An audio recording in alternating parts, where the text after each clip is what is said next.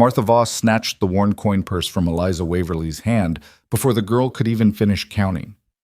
37 cents, and Martha held it up in the middle of the crowded street, her voice carrying over the noise of the market like a blade. 37 cents, and she stands here asking me to wait. She laughed. Not a real laugh, but the kind that was meant to cut. You hear that, people? This girl shows up to my house with a bag that wouldn't fill a pillowcase, 2 dresses that are more whole than cloth, and now she wants credit. Eliza didn't move. She kept her eyes level and her hands still at her sides. I'm not asking for charity, she said quietly. I'm asking for 3 more days. 3 days. Martha stepped closer. She was a full head taller, built like a woman who had never missed a meal and never let anyone forget it. Honey, you've got until Friday's coach, or I put your bag in the street myself. And trust me, she dropped the coin purse into the mud at Eliza's feet. Nobody in Millhaven is going to stop me. The crowd on the boardwalk watched. Some of them looked away. Most of them didn't. Eliza bent down and picked up the coin purse without a word. If you've ever felt like the whole world decided your worth before you opened your mouth, stay with me. This story is going to go places that'll surprise you. Subscribe to this channel so you don't miss what comes next, and hit that like button right now. Drop your city or country in the comments. I want to see how far this story has traveled. Now, let's get into it. The town of Millhaven, Nevada Territory, sat in a flat valley between 2 mountain ranges that didn't care about anything happening below them. It was the kind of town that had been growing for a decade without ever quite becoming something.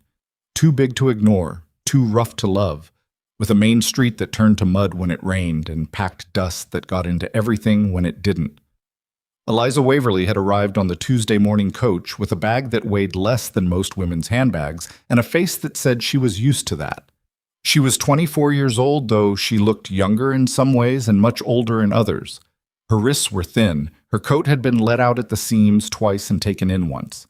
She had a way of standing very still in public spaces, the way people learn to stand when they've been told too many times that they take up too much room. She'd found the boarding house on Crane Street without difficulty. It was the only one in town with a sign. Martha Voss ran it the way some people ran small kingdoms, with an absolute authority that she justified to herself as practical good sense and that everyone else understood as simple meanness. She had rules posted on every wall, a ledger she kept with the precision of a courthouse clerk, and a talent for identifying weakness the moment it walked through her front door. Eliza had paid 2 weeks in advance out of money she'd been saving since leaving Tucson. It was almost everything she had. She'd told herself it would be enough time to find work in Millhaven. The town was growing, there had to be something, and she'd believed it the way people believe things they need to be true. By the end of the first week, she understood the shape of the problem. Millhaven had work, but not for women who arrived without connections, without family names, without someone to vouch for them. The dressmaker's shop had just taken on a girl whose mother was cousins with the owner. The hotel wanted references going back 3 years. The schoolhouse already had a teacher, a thin, nervous man named Pollard, who had the job locked up and wasn't going anywhere. Every door Eliza knocked on opened just wide enough for her to see it wasn't going to open further. She'd gone to Martha on a Thursday morning and asked for 3 more days before the second payment was due. The conversation on the street had been the result. Eliza walked back to her room with the coin purse in her pocket and sat on the edge of the narrow bed and looked at the wall for a long time without seeing it. The plaster had a crack running from the window to the ceiling in a jagged line, and she found herself following it with her eyes the way you follow the route on a map, methodically, looking for something that wasn't there. She wasn't going to cry. She'd learned a long time ago that crying in rented rooms was a waste of energy and that it left your eyes red for hours afterward, which made people look at you differently, and she couldn't afford to have people look at her differently right now. She needed to look like someone who had things under control. She did not have things under control, but she knew how to look like she did. She took out the small notebook she kept in her coat pocket and opened it to the page where she'd been tracking her money. The numbers were not complicated. She had enough for 2 more days of meals if she was careful. The Friday coach to Carson City left at noon. If she was on it, She'd arrive with almost nothing and have to start the entire process over in a town she didn't know. She closed the notebook. The window of her room faced the back alley, which meant she couldn't see the street from where she sat, but she could hear it. The sound of horses moving, a wagon wheel that needed grease, two men arguing about something in front of the hardware store. Millhaven going about its morning without any concern for her. She made herself stand up. Sitting wasn't going to solve anything. She put her coat back on, straightened the collar the way her mother had taught her, always look like you meant to be wherever you are, and went downstairs. Martha was behind the front desk when Eliza came down, pretending to be busy with her ledger but watching the door with the peripheral vision of a woman who never missed anything that happened in her own house. She didn't look up when Eliza passed. "Coach leaves at noon Friday," Martha said to the page in front of her. "You can leave your key on the desk before you go." Eliza stopped at the bottom of the stairs. "I haven't confirmed I'm leaving," she said. Martha looked up then. "You've got 37 cents. "I'm aware of what I have." "Then you know what that means." Eliza held her gaze for a moment, long enough to mean something, not long enough to become a confrontation she couldn't win, and then she walked out the front door. The morning was dry and cold, the kind of cold that felt personal. She walked to the end of the block, turned onto the main street, and stood on the boardwalk for a moment trying to decide where to go. The Mercantile was to her left. The livery was 3 blocks down on the right.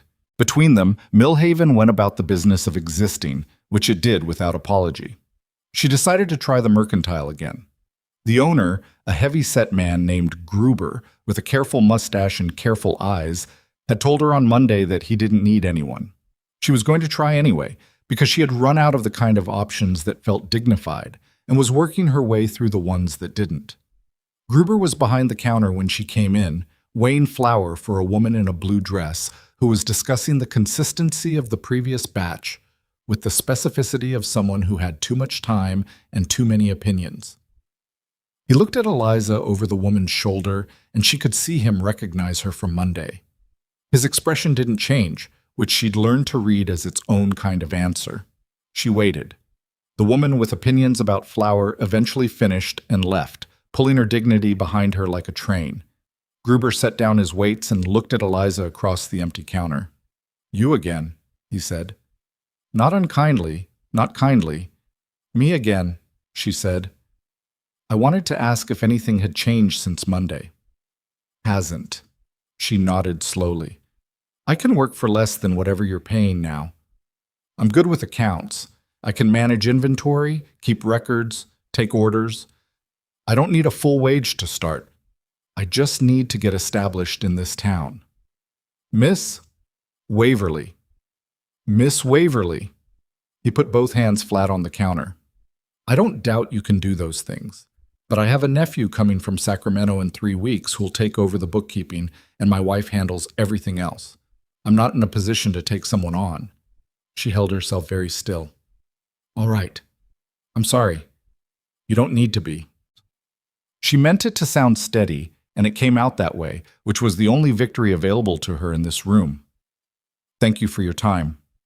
She was 3 steps from the door when she heard it, the sound that changed everything, though she didn't know it yet.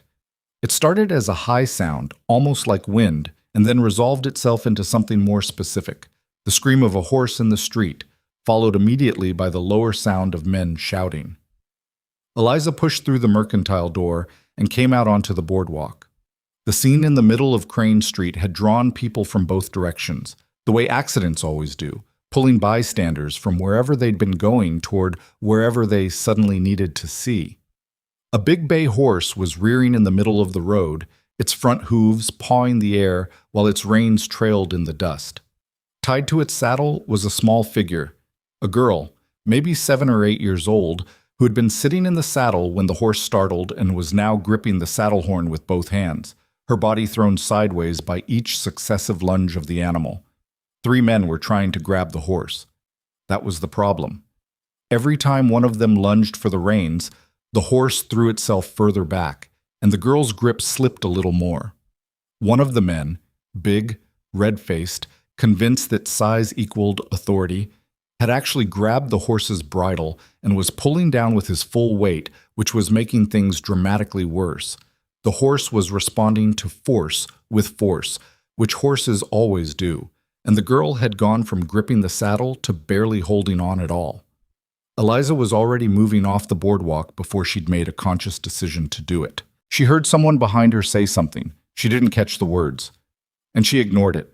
She walked into the street at an angle that kept her out of the direct line of the horse's kicks, coming in from the side rather than the front, and she said one sharp word to the red-faced man still hanging off the bridle. "Let go." He looked at her like she'd lost her mind. "Lady, I've been handling horses for 20 years, and you're going to get that child killed." Her voice was completely flat. No heat in it. "Let go of the bridle, right now."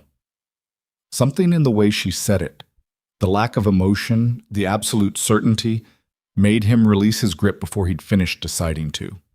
He stepped back. The other two men, following his lead without understanding why, stepped back as well. The horse came down. It was still breathing hard, still terrified, still wound up enough to go off again with the wrong trigger. Eliza kept coming, slowly, putting herself between the men and the animal, speaking in a low and even voice that carried just to the horse and no further. She wasn't using words exactly, not words anyone watching could have repeated back. It was more like a rhythm, a cadence of sounds that said, "I'm not a threat, I'm not a threat, the danger is over, the danger is over." And she kept her body turned slightly sideways, not facing the horse directly, not asking it to make eye contact. She let it come to her rather than moving toward it. The horse's breathing began to slow. She closed the last few feet without hurrying, got a hand on its neck, and began running her palm in long, steady strokes along the line of its jaw. The animal was still trembling, but it had stopped throwing its head.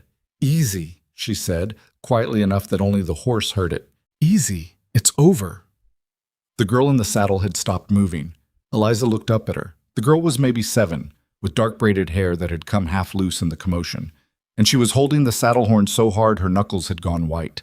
Her face was the face of a child who was past the point of crying, past the point of anything, existing in that flat, suspended place that comes after real fear.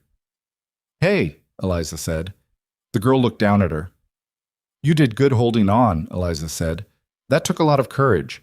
Can you tell me if anything hurts?" The girl's mouth moved. After a moment, sound came out. "My arm," she said. "I hit it when he went sideways." "Okay, we're going to get you down. Don't push off. Just let yourself come down slowly." Eliza kept one hand on the horse and used the other to guide the girl down from the saddle, taking most of her weight as she descended. The girl's left arm was held against her chest in the instinctive way of someone protecting an injury. Her boots hit the dirt and she stood there shaking, and Eliza crouched down in the dust in front of her without caring what it did to her skirt. "I'm going to look at your arm," she said. "Is that okay?" The girl nodded. Eliza moved her fingers along the forearm with the specific, careful attention of someone who had set broken bones before and knew what she was looking for. The girl flinched at one point but didn't cry out, and Eliza felt the spot carefully. An egg-sized swelling already developing above the wrist, but nothing grinding, nothing displaced. "I don't think it's broken," she said, "but it's hurt and it needs to be wrapped. Does anything else hurt?" "My ribs a little, from grabbing the horn." "That makes sense. That's going to be sore tomorrow." She looked at the girl's face. "What's your name?" "Lily." "Lily. I'm Eliza. Is your father here?" Before Lily could answer, the crowd parted. She felt him before she saw him. The way the people around her shifted, stepped back, reorganized themselves around a new center of gravity. She looked up and saw a man coming through the crowd at a pace that was just short of a run, big enough that the crowd moved for him without being asked, with the particular expression on his face of a parent who has been 30 seconds away from something terrible happening to their child and knows it. He was enormous. There was no other word for it. Not in the showy, overbuilt way of men who spent their time demonstrating their size. This was the kind of large that came from years of actual work, from hauling and building and fighting, weather and earth, for long enough that the body simply became what it needed to be. He was probably 40 or close to it, with a face that had been weathered by more than sun. He came through the last of the crowd and dropped to one knee next to Lily so fast it was almost graceful. "I'm here," he said. "I'm right here." Are you hurt? My arm, Lily said. She fixed it. He looked at Eliza for the first time. She registered the look. Rapid, assessing, the kind of look you give someone when you're trying to determine in under 5 seconds whether they're responsible for the situation you've just arrived in or for resolving it. She calmed the horse, said someone behind him.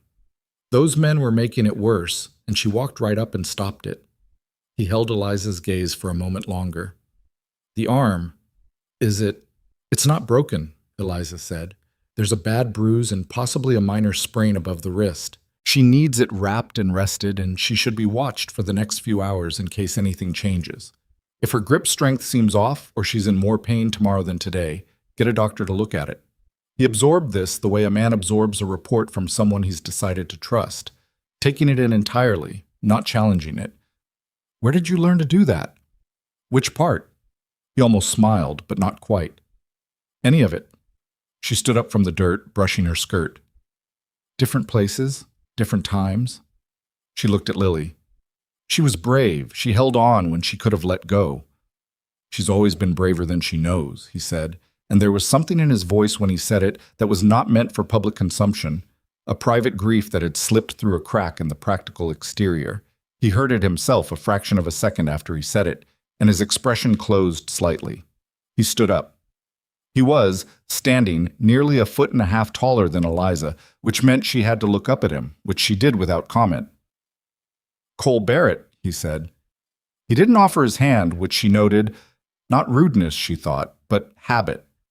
A man who'd spent enough time alone that social forms had started to feel like performance. Eliza Waverly. You're new in town. Since Tuesday. He nodded once, taking that in. Then his eyes moved past her and found the red-faced man who'd been pulling on the bridle, and his expression changed in a way that made the red-faced man take a small, unconscious step backward. You were one of the ones grabbing at the horse? Cole said. I was trying to help, by hanging off the bridle while my daughter was still in the saddle. It wasn't a question, and the flat weight of it made the man's mouth close. Cole looked at him for a moment longer, then looked away, which was somehow worse. He gathered Lily carefully against his side, favoring her injured arm. Where are you from? He asked Eliza, and it wasn't small talk. She could tell from the directness of it that he was building toward something, though she couldn't see yet what it was. Most recently, Tucson, she said. Before that? Before that, several places. She paused. Is there something you're trying to determine? He looked at her directly. I'm trying to figure out whether you know horses or whether that was luck. I know horses. And children? She was quiet for a moment. I spent 3 years working at an orphanage in Albuquerque. Before that, I was in one. So yes, I know children. Something shifted in his face. Not an expression exactly, more like a change in pressure. He was quiet for a moment. Where are you staying? He asked. Martha Voss's boarding house. She kept her voice neutral. Until Friday. He absorbed the until Friday without comment, but she could see him processing it. Around them, the crowd had begun to disperse, the drama resolved, people drifting back toward whatever they'd been doing before the horse had other ideas. The red-faced man had gone. Martha Voss, who had apparently been watching from the boardwalk the entire time, was still there, arms crossed, with the expression of someone watching a performance they found less entertaining than expected. I need to see to Lily, Cole said. He looked down at his daughter, then back at Eliza. Can you stay put for 10 minutes? She blinked. I'm sorry? Can you stay here? 10 minutes. I need to get her off the street and get her arm looked at properly, and then I need to talk to you. It was not a request exactly, but it also wasn't a demand. It was the way a man talked, who was accustomed to giving instructions but was making an effort to remember that the person in front of him hadn't agreed to take them. All right, she said. He nodded once and took Lily toward the side of the street, to where a wagon was tied at the hitching rail. Eliza watched him go, and then became aware that Martha Voss was watching her from the boardwalk with an expression that she would have called thoughtful if she thought Martha was capable of thought that didn't circle back to profit. Don't get ideas, Martha called over. Eliza turned to look at her. What ideas would those be? Cole Barrett doesn't need anyone's help. He'll be polite because that's what he is, and then you'll still be on the Friday coach. Eliza looked at her steadily. I'll take your assessment under advisement. Martha made a sound that was not quite a laugh and went back inside. Eliza stood at the edge of the street and waited. The bay horse had been caught and tied and was standing quietly now, its earlier panic gone as completely as if it had never been. She looked at it for a moment, the way it stood with its weight slightly off its right front foot, the way its ear tracked sounds to the left, and noted the things she'd noticed before and hadn't had time to address. Cole Barrett was back in 8 minutes, not 10. He was alone. He'd left Lily somewhere, presumably inside with someone. And he came back across the street with the purposeful walk of a man who had made a decision and was coming to deliver it before he could think himself out of it. My wife died 14 months ago, he said, when he was close enough to speak without the whole street hearing. I have 2 daughters, Lily, who you've met, and Hannah, who's 12. I have a ranch about 11 miles north of town. The county has sent a man twice in the last month to assess whether the girls are being properly cared for. They have given me 30 days, from last week, to demonstrate that the household is functional. He said it the way you'd read a report. No inflection, eyes on hers the whole time. A man living alone with 2 daughters and a working ranch to run isn't functional enough for them, he continued. They want, he paused, searching for the words. They want to see something that looks like a home, and I don't have that. I have a house that works. That's not the same thing. Eliza was quiet for a moment. What are you asking me? I don't know yet, he said, which surprised her. The honesty of it. I'm telling you the situation first. I'm not the kind of man who asks things without telling people what they're getting into. She looked at him. Go on. I would offer you a place at the ranch. Not as a servant. I want to be specific about that. As someone who helps run the household and looks after the girls. You'd have your own room, your meals, a small wage once the season's end money comes in. And in return, you help me show the county that my daughters have a stable home. The wind came up briefly, lifting dust from the street, and settled again. Eliza was aware of the weight of the moment, the precise, specific weight of it, and the way you become aware of things that matter before you finish deciding if they do. You don't know me, she said. I know what I saw in that street. That took 5 minutes. I've made decisions on less. She studied him. He stood there and let her, which she appreciated. The stillness of it, the lack of salesmanship. He wasn't trying to convince her. He was simply putting the thing on the table and letting her look at it. What happened? She asked carefully. The last time you trusted a stranger quickly? He was quiet for a moment, then, I don't trust easily. I'm not saying I trust you.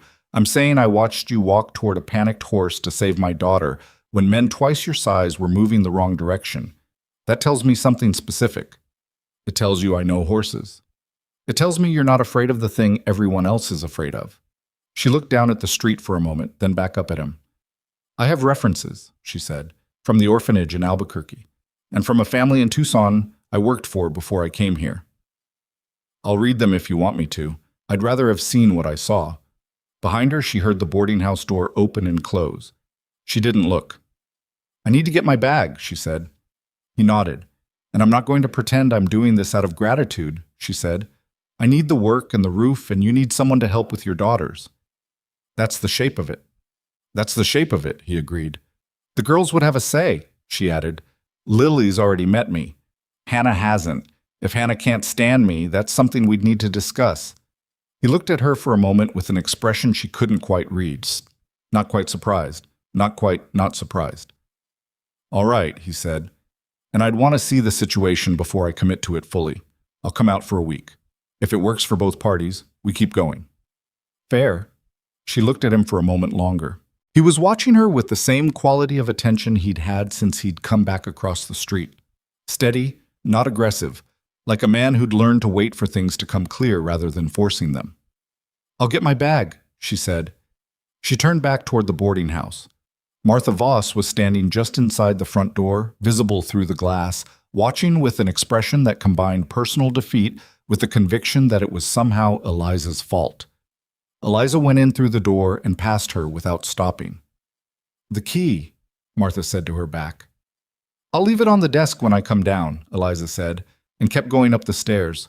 Her room was exactly as she'd left it. The narrow bed, the cracked plaster, the window that looked onto the alley. She took her bag from under the bed and checked it quickly without sentimentality. Everything she owned was already in it. That didn't take long. She stood for a moment in the small room where she'd slept 3 nights and looked at it the way you look at places you're leaving. Not with sadness, exactly, but with the particular attention of someone who has learned that any place might be the last of its kind. Then she picked up her bag and went back down the stairs. She put the key on Martha's desk without speaking. Martha looked at the key, then at Eliza, then back at the key. "You'll regret this," she said. "Cole Barrett is a closed door. That ranch is a sad house. Those girls have been half wild since their mother died." Eliza picked up her bag. "I've lived in worse situations than a sad house," she said, "and I've never found a door that was as closed as people said it was." She went out through the front, and Cole Barrett was still where she'd left him, standing at the hitching rail with the reins of the bay horse in one hand, waiting. He'd brought the wagon around. In the bed of the wagon, Lily was sitting wrapped in a blanket someone had found, her injured arm held against her chest, watching Eliza come across the street with the clear-eyed attention of a child who was still deciding what she thought. Eliza stopped at the side of the wagon. "Hi again," Lily said. "Hi again. Are you coming to our ranch?" "For a while," Eliza said, "if that's all right with you." Lily considered this with the gravity of someone to whom the question had been put genuinely. "You smell like the mercantile," she said finally. "I was just in there. Our ranch smells like hay and horses and Papa's coffee." "That sounds better." Lily almost smiled. "It is," she said. Cole was already up on the wagon seat, giving Eliza his hand to climb up without comment, and she took it without comment, and they moved out through the end of Millhaven's main street and onto the road north while the town went on behind them, doing what it did, paying them no particular attention. Except for Martha Voss, who stood on her front step and watched them go with the expression of a woman who had been proven wrong about something and was in the process of deciding whose fault that was. Eliza faced north and didn't look back. The road ahead was long, and the valley opened around them with the indifference of open country. Big sky, dry grass, mountains on either side going nowhere. And she sat on the wagon seat next to a man she'd met less than an hour ago, carrying everything she owned in a bag at her feet, heading toward a house and 2 daughters, and a situation she understood only in outline. She'd made decisions on less. The wagon wheel on the right side needed grease. She could hear it in the rhythm of the axle, a faint complaint that would become a louder one if it wasn't attended to. She filed it away without saying anything. Beside her, Cole Barrett held the reins with the ease of a man who'd done it 10,000 times, his eyes on the road, his jaw set in the way of someone carrying weight that he'd stopped thinking of as unusual. In the wagon bed, Lily had fallen asleep against the side wall, her injured arm in her lap, her face slack and young in the way that sleeping children's faces always were. Eliza watched the road come at them. 11 miles was not so far, but 11 miles could be the beginning of something, or nothing at all. She wasn't sure yet which one this was going to be. The Barrett Ranch came into view after the last bend in the road, and it was not what Eliza had expected, though she couldn't have said exactly what she had expected. Something more defeated, maybe. Something that looked the way Cole Barrett's face looked when he didn't know anyone was watching him. Instead, the main house was solid. 2 stories, built from good timber, with a porch that ran the full length of the front, and a roof that someone had repaired recently enough that the new shingles were still a different color from the old ones. The barn behind it was large and well situated, and there were fences in decent condition running out from both sides of the property in clean lines. But there were other things too, once you looked past the bones. The porch steps had a board missing on the left side. Not dangerous, but the kind of thing that stayed unrepaired when there weren't enough hours in the day. The kitchen garden alongside the house had gone mostly to weeds, with a few determined plants still pushing through that suggested someone had meant to keep it up and stopped. A window on the second floor had a crack running through the lower pane that had been patched from the inside with what looked like a strip of cloth. Eliza took all of it in without comment as Cole pulled the wagon to a stop in front of the barn. "Hannah's inside," he said. He hadn't spoken much on the ride out, and she hadn't pushed. "She knows I was bringing someone back," She doesn't know more than that. Did you tell her who I was? I told her I'd met someone in town who might be able to help. He climbed down from the wagon and turned to offer her a hand again, which she took. She'll have opinions about that. Good, Eliza said. He looked at her sideways. You say that like it's a good thing. A girl who has opinions is a girl who's paying attention. She reached back into the wagon for her bag. That's better than the alternative. He lifted Lily from the wagon bed without waking her, carrying the child with the practiced ease of a man who'd done it in the dark, in the rain, on days when he had nothing left. He took her inside through the front door, and Eliza followed, stepping over the gap in the porch steps without being told. The inside of the house stopped her for a moment just past the threshold. It was clean. That was the first thing. Not the clean of a house where someone made an effort regularly, but the clean of a house where someone had made an enormous effort all at once, recently, and it was already beginning to slide. The floor had been swept, but there was dust collecting again at the baseboards. The table in the center of the main room had been cleared and wiped, but 2 chairs were pushed back at angles that said they hadn't been straightened in days. A coat was hanging on the back of a 3rd chair instead of on the rack by the door. The walls were almost entirely bare. There were pale rectangles on the plaster where pictures had hung. You could see the outlines of them, the slightly darker color of the protected plaster. And the pictures themselves were gone. Eliza understood, looking at those pale rectangles, more about the past 14 months than Cole Barrett had told her on the road. He'd taken them down, not immediately. The marks were too clean for that. But at some point he had taken down whatever had hung on those walls, and he hadn't put anything back. A sound from the stairs. A girl came down them in stages, the way 12-year-olds came downstairs when they were trying to look like they hadn't been waiting at the top. Slowly, casually, with an expression of studied indifference that was doing approximately 40% of the job it was meant to do. Hannah Barrett was dark-haired like her sister, but taller, with her father's jaw and her own set to it. She was wearing a dress that was clean but slightly too small, the hem above her ankles in the way that meant she'd grown since someone had last noticed. Her eyes went immediately to Eliza and stayed there with the direct, uncalibrated assessment of someone who hadn't yet learned to make that less obvious. Cole set Lily down on the settee near the fireplace, still sleeping, and straightened. "This is Eliza Waverly," he said. "Eliza, this is Hannah." Hannah said nothing. Eliza put her bag down by the door and looked at Hannah directly. "Hi." "Hi," Hannah said after a pause that made its point. "Your sister hurt her arm in town. She's all right. It's not broken, but she needs to rest it."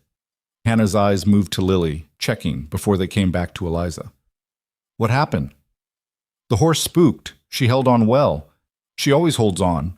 The pride in it was involuntary, slipping through before Hannah could decide whether to let it through. "She's better on horses than I am, and I've been riding 2 years longer." "I could see that," Eliza said. Even scared, she was doing the right things. Something shifted slightly in Hannah's expression. Not warmth, not yet, but a reduction in active suspicion. She looked at her father. "Are you staying for supper?" The question was technically aimed at Cole, but it was meant for Eliza, and everyone in the room knew it. "I'm staying for a while," Eliza said, answering it directly. "How that goes depends on a lot of things, including whether it works out for your family. Nothing's decided yet." Hannah looked at her for a long moment. "Martha Voss says Papa doesn't know how to pick people," she said. "She told Mrs. Alderman that when he hired the Teague boys last spring and they left after 2 weeks. Cole made a sound that was not quite a word. "Martha Voss," Eliza said carefully, "seems to have a lot of opinions about a lot of people." "She does," Hannah agreed. "Most of them are wrong." A pause. "What can you do?" The directness of it almost made Eliza smile. "What do you mean?" "I mean, what can you actually do? Papa said you helped with the horse in town. What else?" Eliza thought about it for a moment. "I can cook. I can keep accounts. I know how to dress a wound and what to do when someone has a fever. I can manage a garden if it hasn't gone too far past saving." She glanced toward the kitchen window, where the garden was visible. "I can manage animals. I can teach. Reading, arithmetic, some history. I can do most kinds of repair work on a house if someone shows me where the tools are." Hannah absorbed this list. Can you make pie?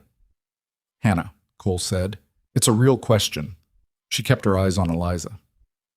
Mama made pie every Sunday. Papa's tried twice, and it's been bad both times. I can make pie, Eliza said. What kind? Apple if you have the apples, peach if you don't, cherry if you've put any up. We have dried apple from last fall, Hannah said. She was quiet for a moment. I'm not saying you can stay. I'm just saying we have dried apple. I know, Eliza said. I'm not asking you to say anything yet. Cole had been watching this exchange with the expression of a man who had expected something harder and was not sure whether to be relieved or more worried. He cleared his throat. I'll show you the room, he said. The room he showed her was at the end of the upstairs hall, past the girls' room and across from what she understood without being told was the room he slept in. It was small, a bed, a washstand, a window that faced east. There were no pale rectangles on these walls, which meant nothing had ever hung here. The room had been a spare room, probably, or storage space that had been cleared out recently. There was a chair in the corner and a hook on the back of the door. It's not much, Cole said. It's more than I had this morning, Eliza said. He looked uncomfortable, not with the room, but with the statement, with the part of it that was true. I should have asked in town. Do you need anything for the first night? I have what I need, she said. I've been packing light for a long time. He nodded. He stood in the doorway for a moment with the look of a man who had more to say and no pathway to saying it. Supper's usually around 6, he said finally. The girls take turns helping. Hannah will probably want to do it herself tonight. To show me something. Probably. That's fine, Eliza said. I can watch. He left. She heard his boots on the stairs, the specific rhythm of a man going down steps he'd gone down 10,000 times in the dark. She put her bag on the bed and opened it and began unpacking, which didn't take long. She was putting her second dress on the hook behind the door when she heard a sound from the hall. Light, deliberate, the sound of someone who was trying to be quiet and wasn't quite managing it. She turned around. Lily was standing in the doorway, arms still held against her chest, blanket trailing from her other hand, hair half loose from the braid. She'd woken up and come upstairs on her own without telling anyone. You're supposed to be resting, Eliza said. I know, Lily said, without moving. Does your arm hurt more now than it did in the wagon? Lily considered the question with the seriousness it deserved. About the same. Okay, come sit down. She moved the bag off the bed and patted the spot next to her. Lily came in and climbed up onto the bed with the careful movements of someone managing an injury and settled there with her blanket around her shoulders and her feet not quite reaching the floor. They sat in silence for a moment. Why did you come here? Lily asked. Your father offered me the job. But why did you say yes? Eliza thought about this. The honest answer was layered in ways that were too complicated for a 7-year-old, and some of them were too complicated for Eliza herself right now. I needed somewhere to go, she said, and it seemed like a place where I might be useful. Martha Voss said you were a charity case, Lily said matter-of-factly. Eliza looked at her. What do you know about Martha Voss? She runs the boarding house. She talks loud so everyone can hear her. Hannah says she's the kind of person who only feels big when she's making other people feel small. A pause. I think Hannah's right. I think Hannah might be right too. Lily swung her feet slightly. Our last housekeeper was Mrs. Pelham. She stayed 4 months and then she went back to her sister in Reno. She cried when she left. A pause. I think she was sad, or maybe she cried because Papa scared her. He's scary sometimes. Is he? He has a face he makes when he's angry that makes men step backward. She said it with the mild interest of a child describing a natural phenomenon. He doesn't make it much, but when he does. He seems like a fair man, Eliza said. He is, Lily said with simple certainty. He's very fair. He's just... She paused, looking for the word. He's been sad for a long time, and when you're sad for a long time, it changes how you look. She said it the way children say true things, without knowing they're doing it. Mama got sick for almost a year before she died, so he was sad for a long time before that too. Eliza was quiet. I don't remember her as much as Hannah does, Lily said. I remember how she smelled. And I remember she used to hum when she was doing dishes. I don't remember the song. That's a real thing to remember, Eliza said. Lily looked at her. Do you have a mother? Not anymore. Did she hum? Eliza thought about it. The honest answer was that she couldn't remember her mother's voice at all, which was a different kind of loss than Lily's, and a harder one to explain to a 7-year-old. I don't know, she said. I lost her when I was very young. Lily accepted this with the seriousness she gave most things. Okay, she said. She slid off the bed. I'm going to go back downstairs. Hannah's going to make supper, and she needs me to reach the jar on the high shelf. Can you reach it with your arm hurt? I use the step stool, Lily said, as though this were obvious. Good night, Eliza. Good night, Lily. She listened to the small feet going back down the hall and then down the stairs, and then the sound of the kitchen below. Voices. The specific sound of Hannah finding something in a cupboard. Lily's voice answering a question. Eliza sat on the edge of the bed in the small east-facing room and let herself be still for a moment.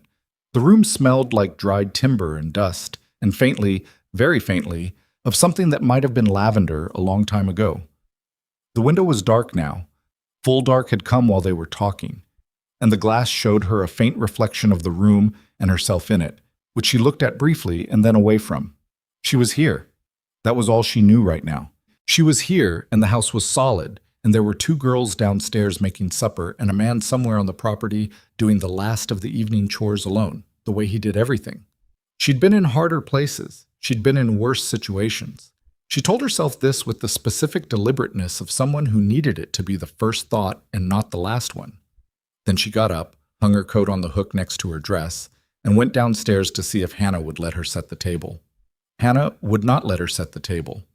She would, however, allow Eliza to locate the salt, which had been moved to a different shelf than where it was supposed to be, and to bring in wood from the porch for the stove, and to find an extra candle for the center of the table when the one already there burned down to a stub. These were permissions granted without words. Hannah simply didn't object when Eliza did these things, which was its own kind of language. The supper Hannah made was simple and competent. Beans from a pot that had been going all day, cornbread that came out slightly uneven on one side but cooked through, and dried apple slices that she'd soaked and warmed with a bit of sugar. It was the food of someone who had learned to cook out of necessity before she was ready to, and it showed in the small inconsistencies, the beans slightly more salted on one side of the pot than the other, the cornbread a fraction overdone on the bottom. But it showed, too, in the fact that it was done at all, every night, by a 12-year-old girl who had other things she'd rather be doing. Cole came in from outside while Hannah was putting things on the table. He washed at the basin by the door, dried his hands without looking at anyone, and sat down at the head of the table in the way of a man going through the steps of something he did because it needed doing. Lily was already in her chair, arm in her lap, watching everyone with the patient attention of the youngest child in a household, the one who'd learned early that the most information came from watching rather than participating.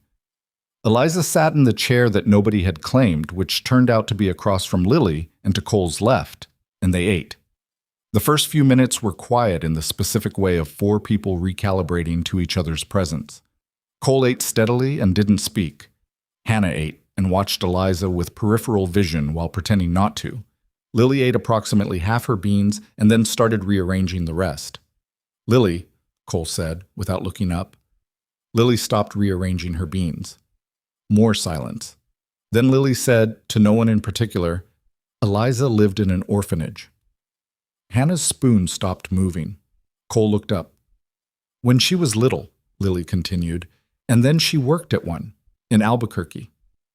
Lily, Cole said with a slightly different weight to it. It's not a secret, Eliza said. She set her spoon down and looked at Hannah, who was now looking at her directly. It's true. I grew up in a county home in New Mexico, from age 7 to age 16. Hannah said nothing for a moment. What happened to your family? My mother died. My father, she paused, finding the plain words. I don't know what happened to my father. He left when I was 6, and I never saw him again. The silence that followed this was different from the silence before it. Heavier, closer to the surface of things. That's why you knew how to do what you did with me, Hannah said slowly. In the orphanage. You learned how to manage because you had to. Partly, Eliza said. And partly because there was a woman there named Cora Dutton who taught me things deliberately.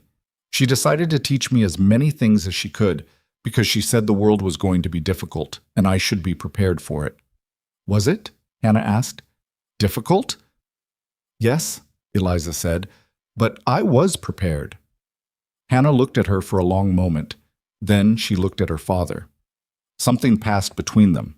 Not words, but the specific compressed communication of people who had been alone together long enough to develop a shorthand. Cole looked at his plate. After supper, when Hannah and Lily were doing dishes, a negotiation that involved some disagreement about whose turn it was that Eliza did not intervene in, Cole came out onto the porch where Eliza had gone to get some air.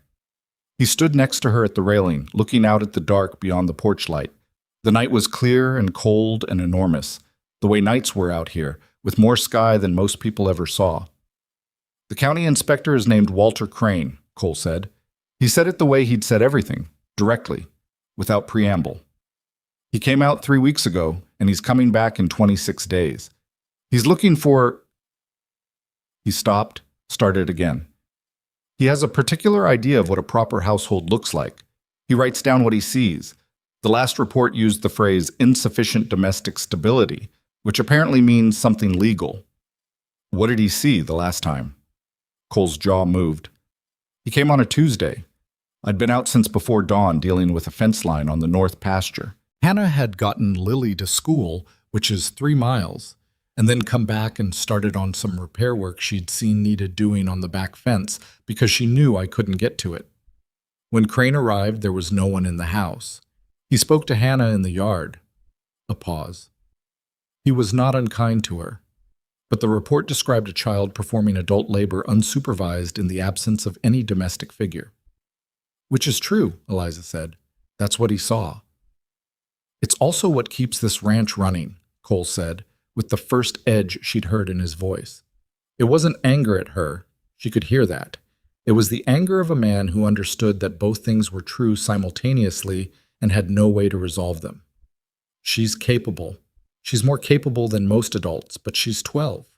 She is, Eliza said. She didn't soften it. And she shouldn't have to be. He was quiet. It's not a criticism, she said. It's just the situation. You're one person trying to do 3 people's jobs and something has to give, and it's been giving at your daughter's expense without you wanting that. The silence stretched. She thought for a moment she'd pushed too far, too fast. Then he said quietly, My wife would have said the same thing. Differently, maybe. I'm sorry, Eliza said. He looked at her sideways. For what? For your loss. I should have said that before, and I didn't. He looked back at the dark.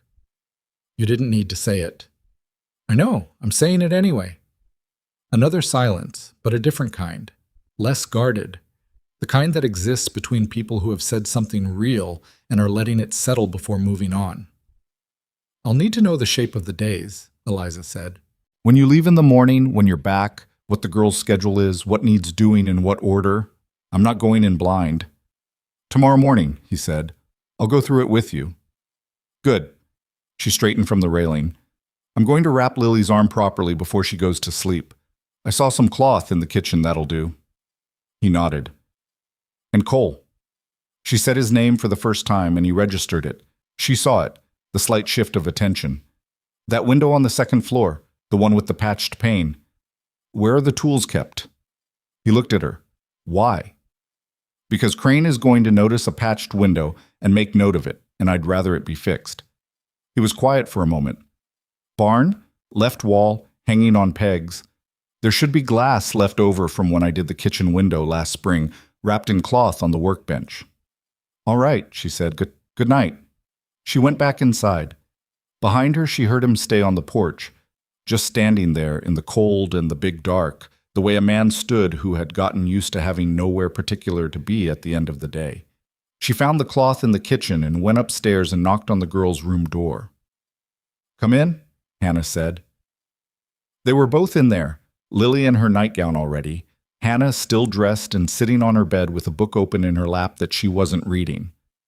Eliza came in and sat on the edge of Lily's bed and began wrapping the arm with the careful, practiced movements of someone who'd done it many times. "Does that hurt?" she asked at each stage. "A little," Lily said, each time, with the honesty of a child who hadn't learned yet to say fine when she wasn't. Hannah watched from her bed. After a moment, she said, "What was the orphanage like?" Eliza kept her attention on the wrapping. Some parts were hard, some parts weren't. What were the good parts? She thought about it. There was a library, small but real. Cora Dutton let me read anything I could reach. She tied off the end of the cloth with a neat, flat knot. And I made a friend there named Pearl, who was the funniest person I've ever met. She could make me laugh when nothing else could. Where is she now? She married a man from Santa Fe 7 years ago. We write when we can. She looked at Lily's arm, assessed it. That'll hold. Keep it against your chest when you sleep. Lily looked at the wrapping with the seriousness of someone cataloging a new thing. Will you teach me how to do that? If you want to learn? I want to learn everything useful, Lily said. Hannah says the most important thing you can have is skills because skills don't leave you. Eliza looked up at Hannah, who was looking at her book with studied casualness. Hannah's right, Eliza said. Hannah turned a page she hadn't read. Eliza stood up. She looked at the two of them. The serious 7-year-old with her wrapped arm and her watching eyes, the guarded 12-year-old who was managing 3 times what she should have to manage and was doing it without complaint because the alternative was her father doing it alone. 2 girls who had lost their mother 14 months ago and were still, quietly, every day, figuring out how to exist in the shape of that absence. She'd been one of them once. Not the same. The specifics were different, but the essential shape of it, the thing you built over the gap, the self-sufficiency that looked like strength, and sometimes was just what you did when there wasn't anything else. Good night, she said. Good night, Lily said. Hannah said nothing. Then, as Eliza reached the door, the apple for the pie. It's in the second crock on the left in the pantry.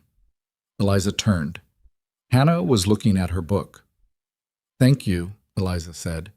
She went out and pulled the door closed behind her and stood in the dark hallway for a moment with her hand still on the door. From downstairs, she heard the front door open and close, Cole coming in from the porch, finally.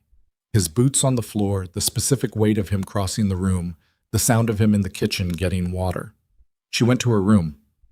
The east window was still dark, and the faint reflection still showed her a woman sitting on the edge of a narrow bed in a strange house, in a life that had taken a turn she hadn't anticipated.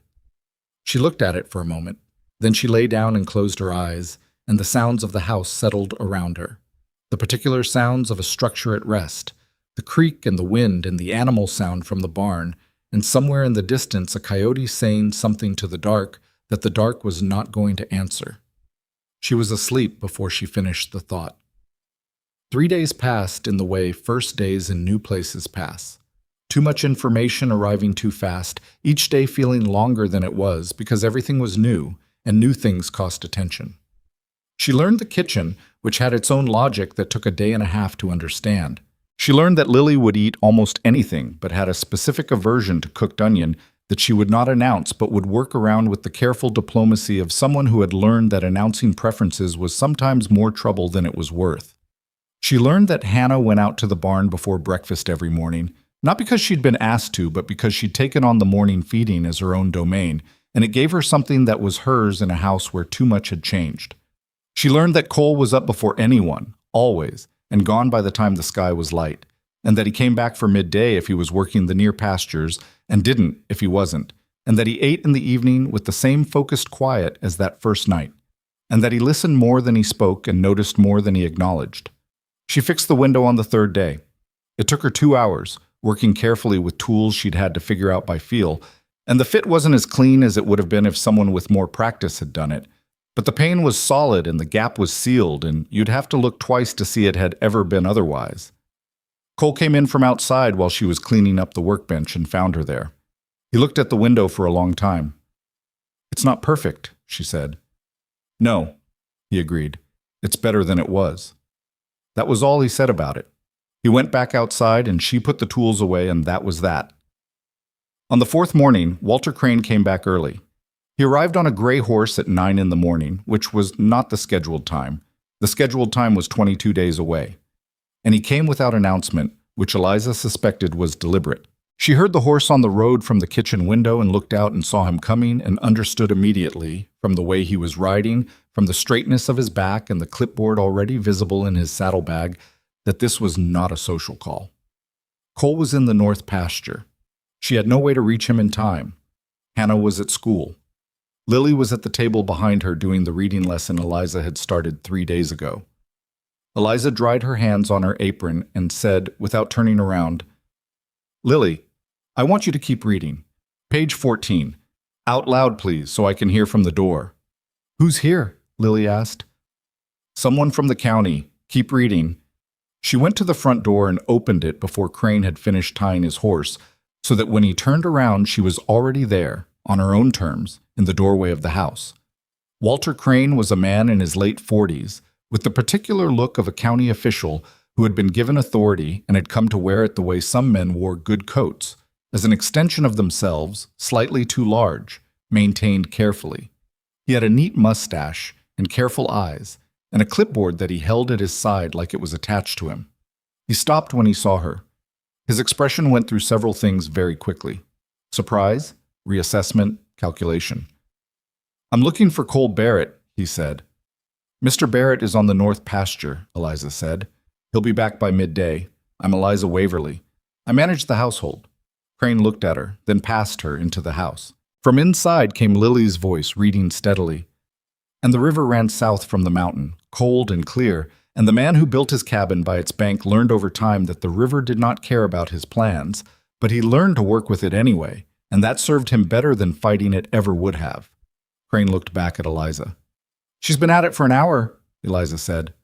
"She's on page 14. Something moved in Crane's expression.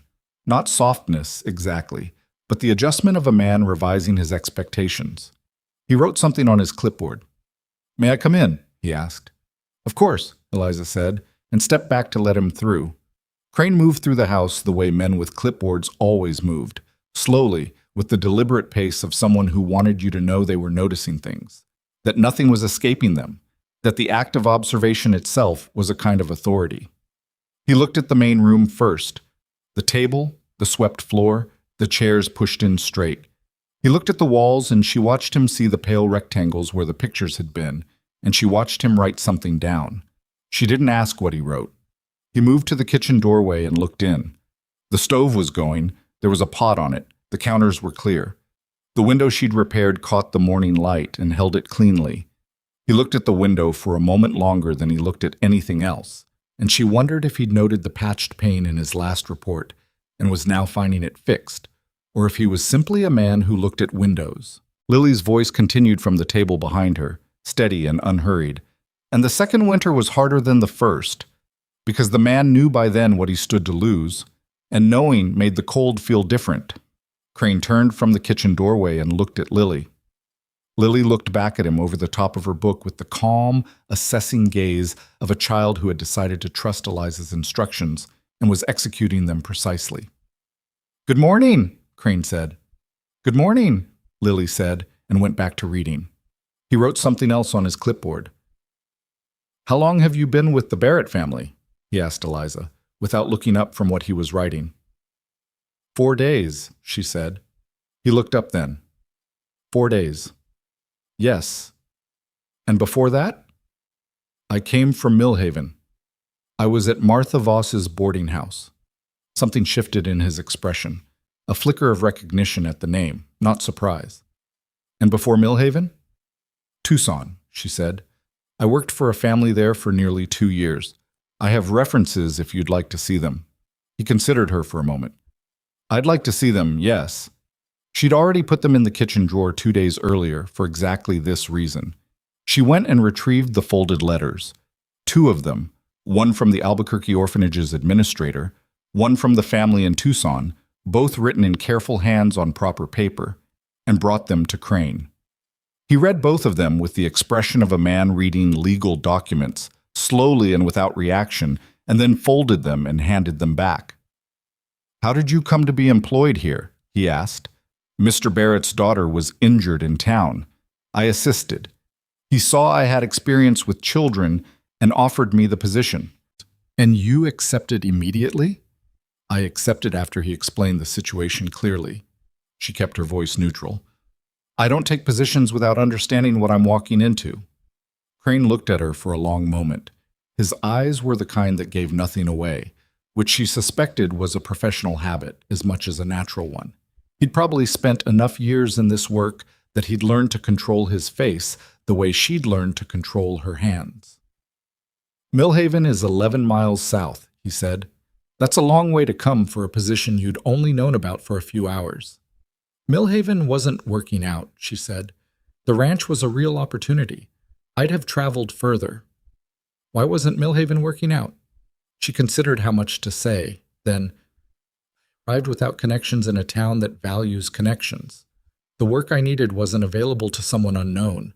It's a common situation. She paused. I imagine you've seen it often enough in your line of work. He looked at her. Then he made a note.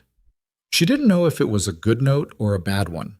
With men like Crane, those were often the same note made with the same pen. He asked to see the rest of the house, which she walked him through without commentary. Upstairs, both bedrooms, the small room that was hers, the washroom at the end of the hall. He looked at everything with the same careful, recording attention, and he didn't say much, and she didn't fill the silence with anything, because she'd learned that filling silence with the wrong thing was worse than letting it sit. They were back downstairs when the front door opened and Cole came in. He took in the scene in under a second, Crane with his clipboard, Eliza standing at the foot of the stairs, Lily still at the table with her book. His face didn't change, but she saw something move through him, a quick internal recalibration, the kind that happened in men who'd spent enough time in difficult situations to process them fast. Crane, he said. Mr. Barrett. Crane held out his hand and Cole shook it. I apologize for the early visit. I had other calls to make in the area this week and wanted to stop in while I was nearby. That's fine, Cole said, which was not the same as saying it was fine.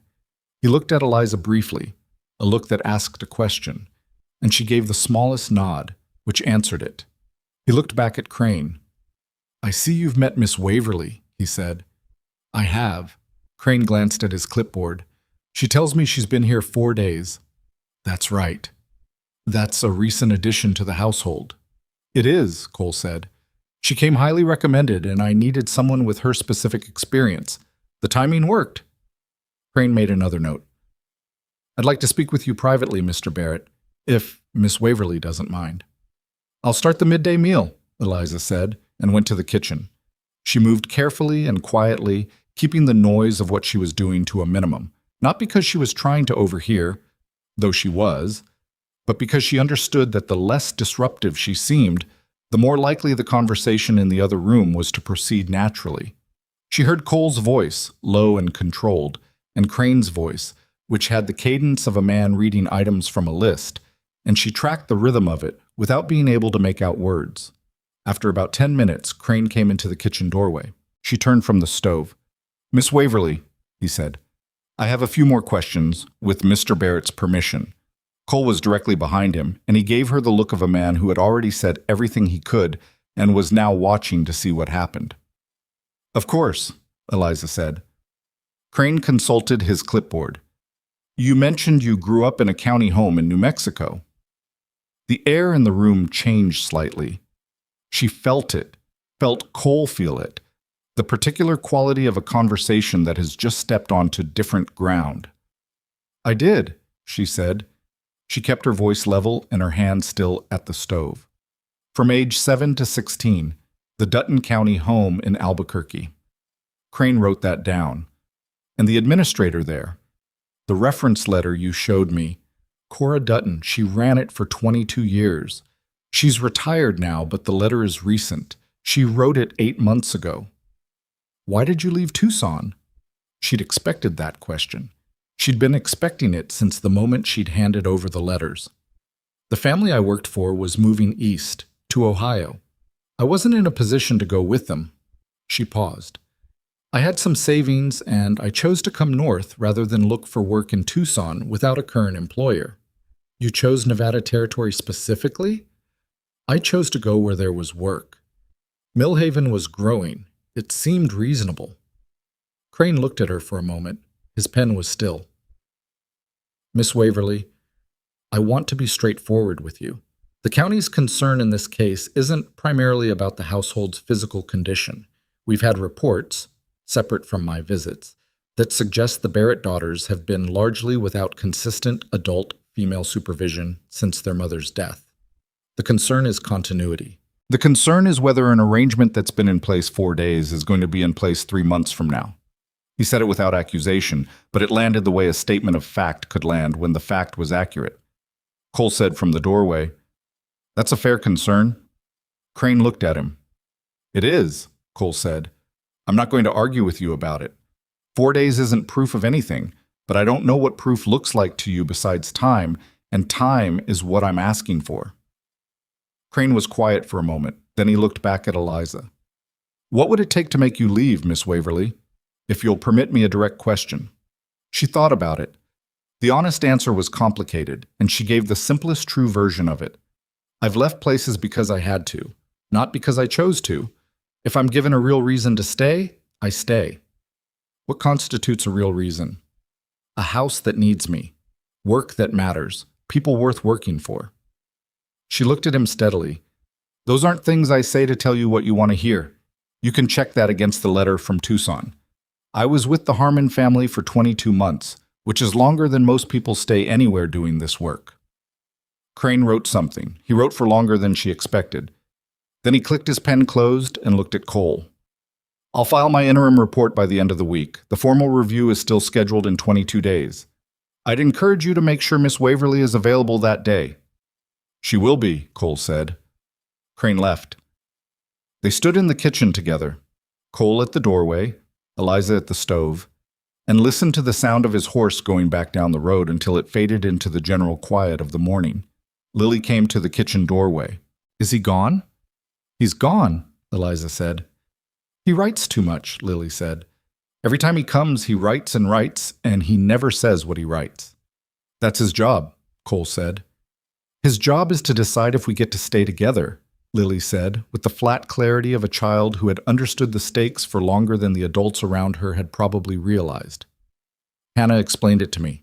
She looked at Cole. "Are we going to be okay?"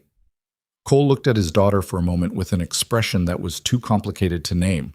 The expression of a parent who wants to tell the truth and wants to give comfort and is trying to find the place where those two things overlap and discovering it's a smaller place than he'd like.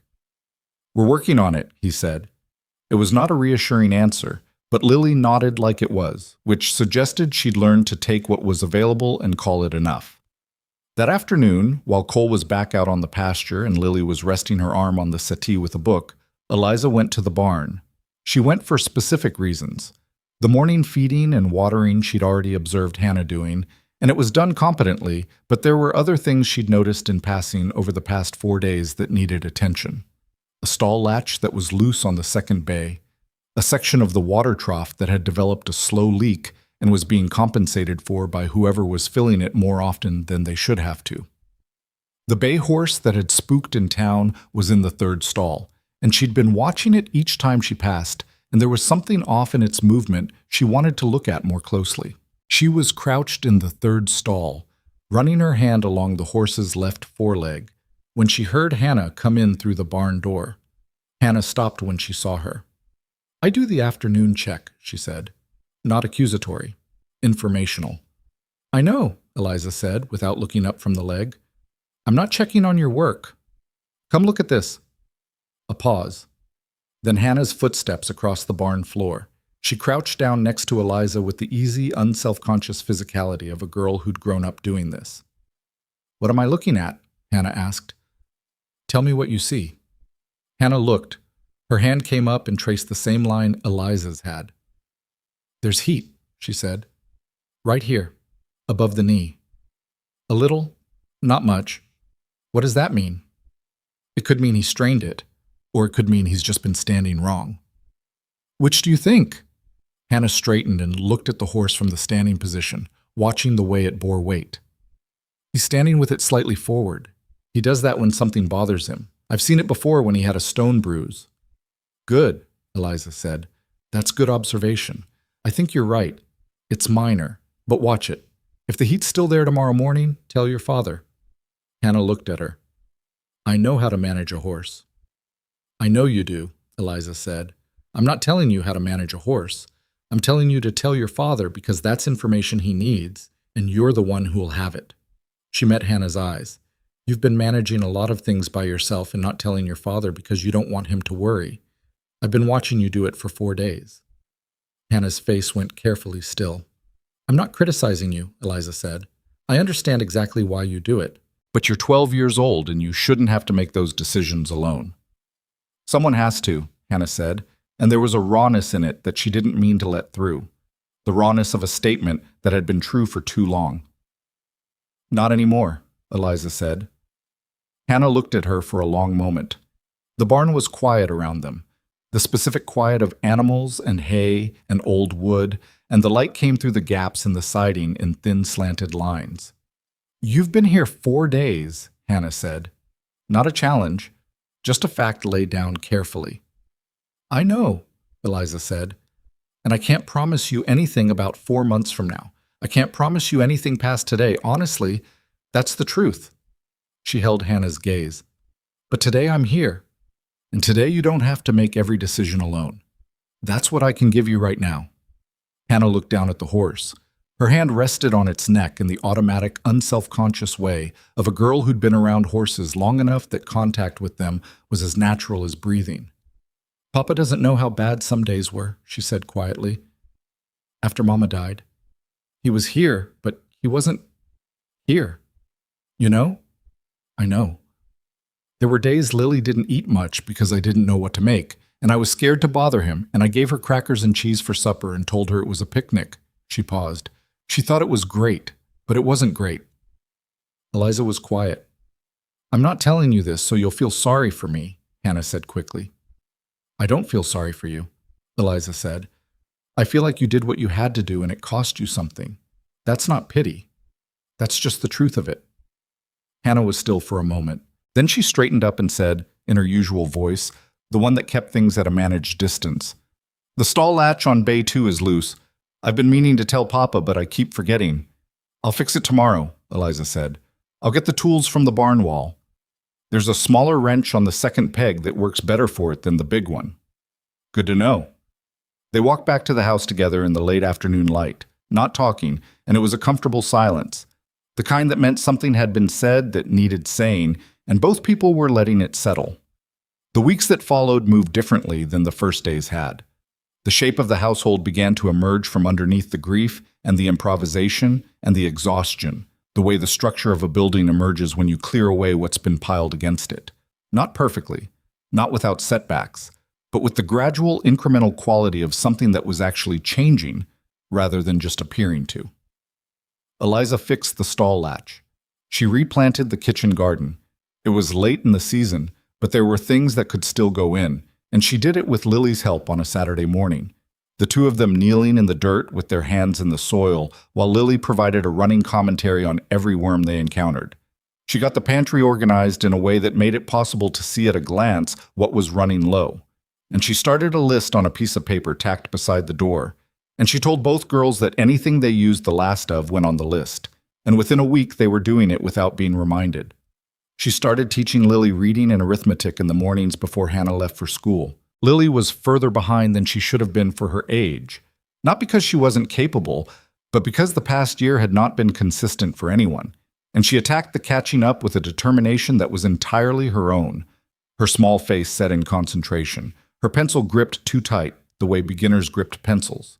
Hannah, for her part, stopped going out to the barn before she'd eaten breakfast, which was something she'd been doing because there was no one else to do it, and she started doing it after, which was a small difference, but a real one.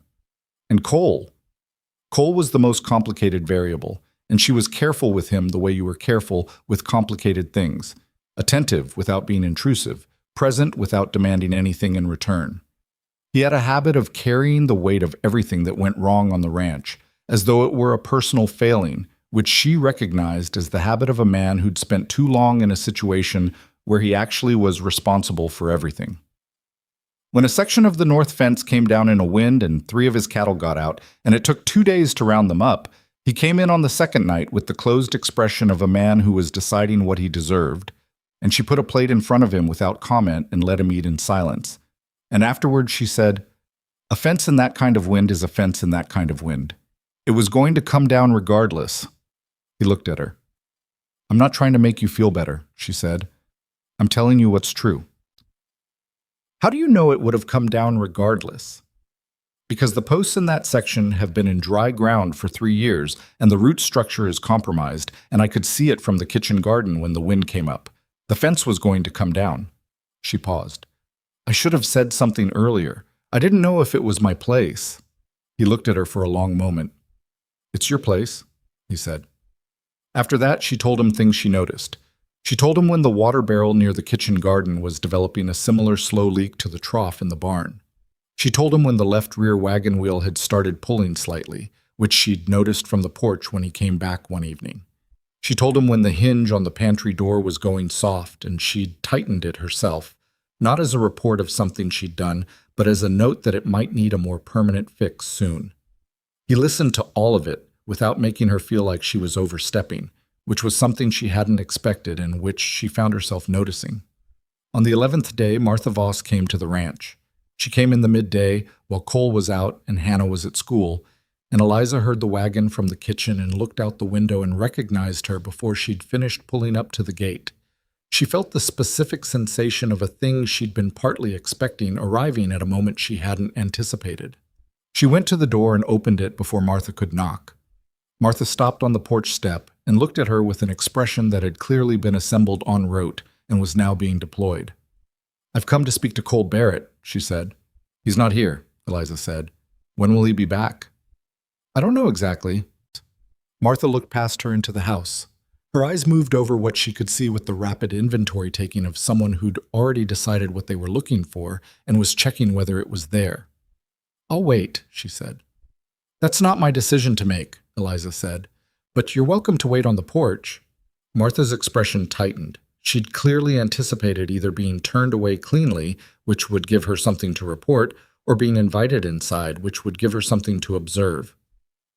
The porch was a third option that served her less well, and she knew it. She sat in the porch chair with her handbag in her lap like a woman attending a formal occasion, and Eliza went back inside and kept doing what she'd been doing. Lily, who had been at the table with her arithmetic, came to the kitchen doorway.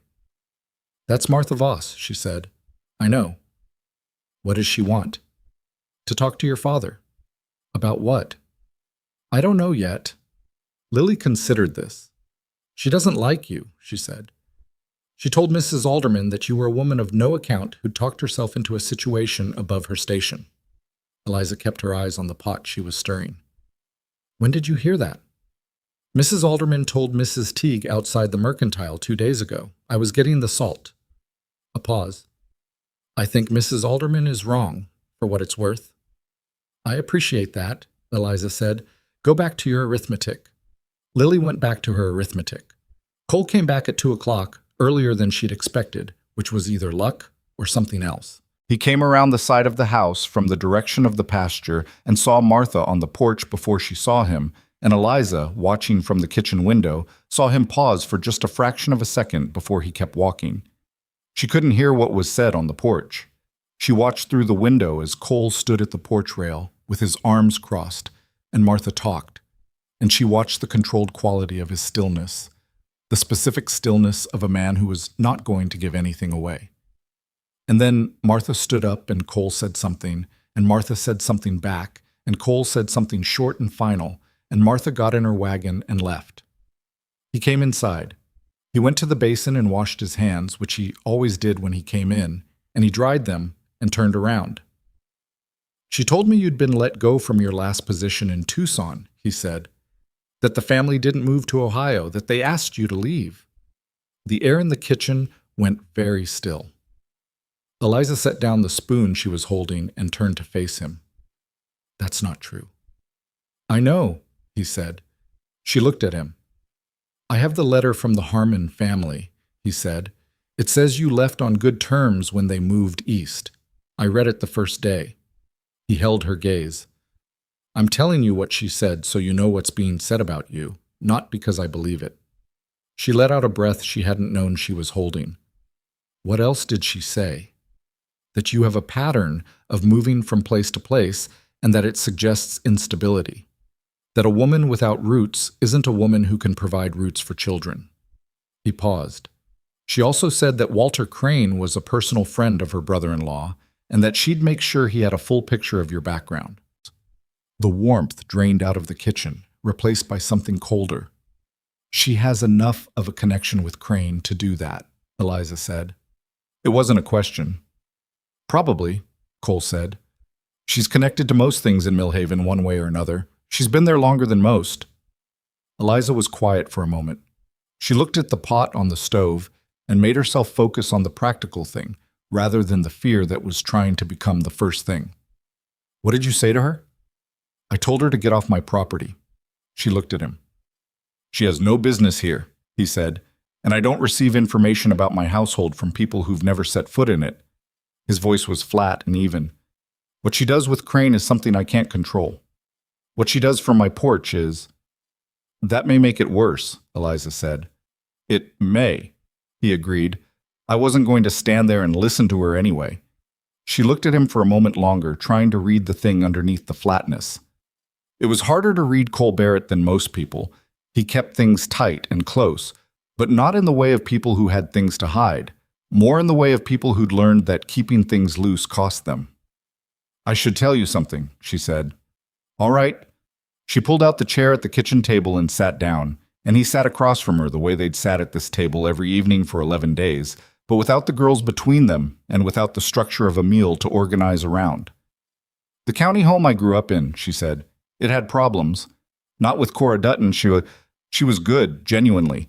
But the administration above her, the county officials who oversaw it, they had a record. There were complaints over the years, from families who'd tried to adopt children and been denied without clear reasons, from former residents who said the place was being used to keep children in the system longer than necessary because it served the administrative budget. Cole was listening. I was one of those children, she said. I had a family who wanted to take me in when I was 10 years old. A couple from outside Albuquerque, the Hendersons. Good people. I met them twice. They were approved by the initial review. She paused. And then someone in the county office filed a secondary objection, and the adoption was blocked, and I was never told why, and I stayed in the home until I was 16 and aged out. She said it plainly, without decoration, which was the only way she'd learned to say it. I found out 4 years ago, she continued, that the Hendersons had been told I'd withdrawn from the process, that I hadn't wanted to go with them. She looked at the table. I never said that. I never withdrew from anything. Someone in the county administration made a decision that wasn't theirs to make, and they covered it by putting words in a 10-year-old girl's mouth. The kitchen was very quiet. Why are you telling me this? Cole asked. Because if Martha Voss gets to Crane and he starts pulling records, there's a history attached to my name from that county system. It won't say what I just told you. It'll say something that sounds official and looks bad. She raised her eyes to his. I wanted you to hear the real version from me before you heard another version from somewhere else. He was quiet for a long moment. The clock on the kitchen wall marked the silence in small increments. Did you ever find the Hendersons? He asked. The question surprised her. It wasn't the question she'd expected. No, she said. They moved. I tried to find them 3 years ago and I couldn't. She paused. I don't know if they're still alive. Cole looked at his hands on the table. He had the large, scarred hands of a man who'd spent his life in physical work, and he held them flat on the table with the deliberate stillness she'd come to recognize as his version of trying to stay calm. My wife, he said, was told by a doctor when she was 19 that she had a condition that would prevent her from having children. We married knowing that, or thinking we knew that. He looked up. Lily was born 6 years into the marriage, and Hannah was born 3 years before Lily, and both of them were described to us at various points as impossible. She held his gaze. I'm telling you that, he said, because I've had some experience with official records being wrong about things that matter. The late afternoon light was shifting in the kitchen, moving from the window across the floor in the slow way of light that didn't hurry. Somewhere outside, a bird was working through the same 3 notes over and over with no apparent intention of stopping. "There's something else," Eliza said. He waited. "I know Walter Crane's name," she said. "Not from here, from before. He worked in the county administration in Albuquerque 12 years ago. He was there the year the Henderson adoption was blocked." She let that sit for a moment. "I don't know if he's the specific person who made the decision. I don't know if he remembers my name or if he'd connect it. But it's possible that when he looks at my background, he's not going to see it the way a neutral person would." Cole was very still. "Why didn't you tell me this before?" he asked. "Because I wasn't sure," she said. "I'm still not certain. Crane is a common enough name, and 12 years is a long time, and bureaucracies have a lot of people. I didn't want to create a problem that might not exist." She paused. "But after Martha's visit today, I thought you should know what might be coming." Cole stood up from the table. He didn't pace. He wasn't that kind of man, but he moved to the window and stood looking out at the yard with his hands in his pockets, and the quality of someone who was doing a rapid and private reckoning. After a long moment, he said, "If Crane is the man you think he might be, and he comes to that review with a prejudice against you, then we have a problem," she said. "Then we have a problem," he agreed, "but we don't know that yet." "No." "So we move forward as though we don't." He turned from the window. "And if we get to the review and the problem is there, we deal with it then." She looked at him. "You're not angry?"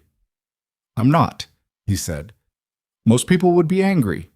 Most people would think you were hiding something. I think you were being careful." He looked at her steadily. "There's a difference." She held his gaze for a moment, then she stood up and went back to the stove. "Supper will be ready when the girls are home," she said. "All right," he said. He went back out.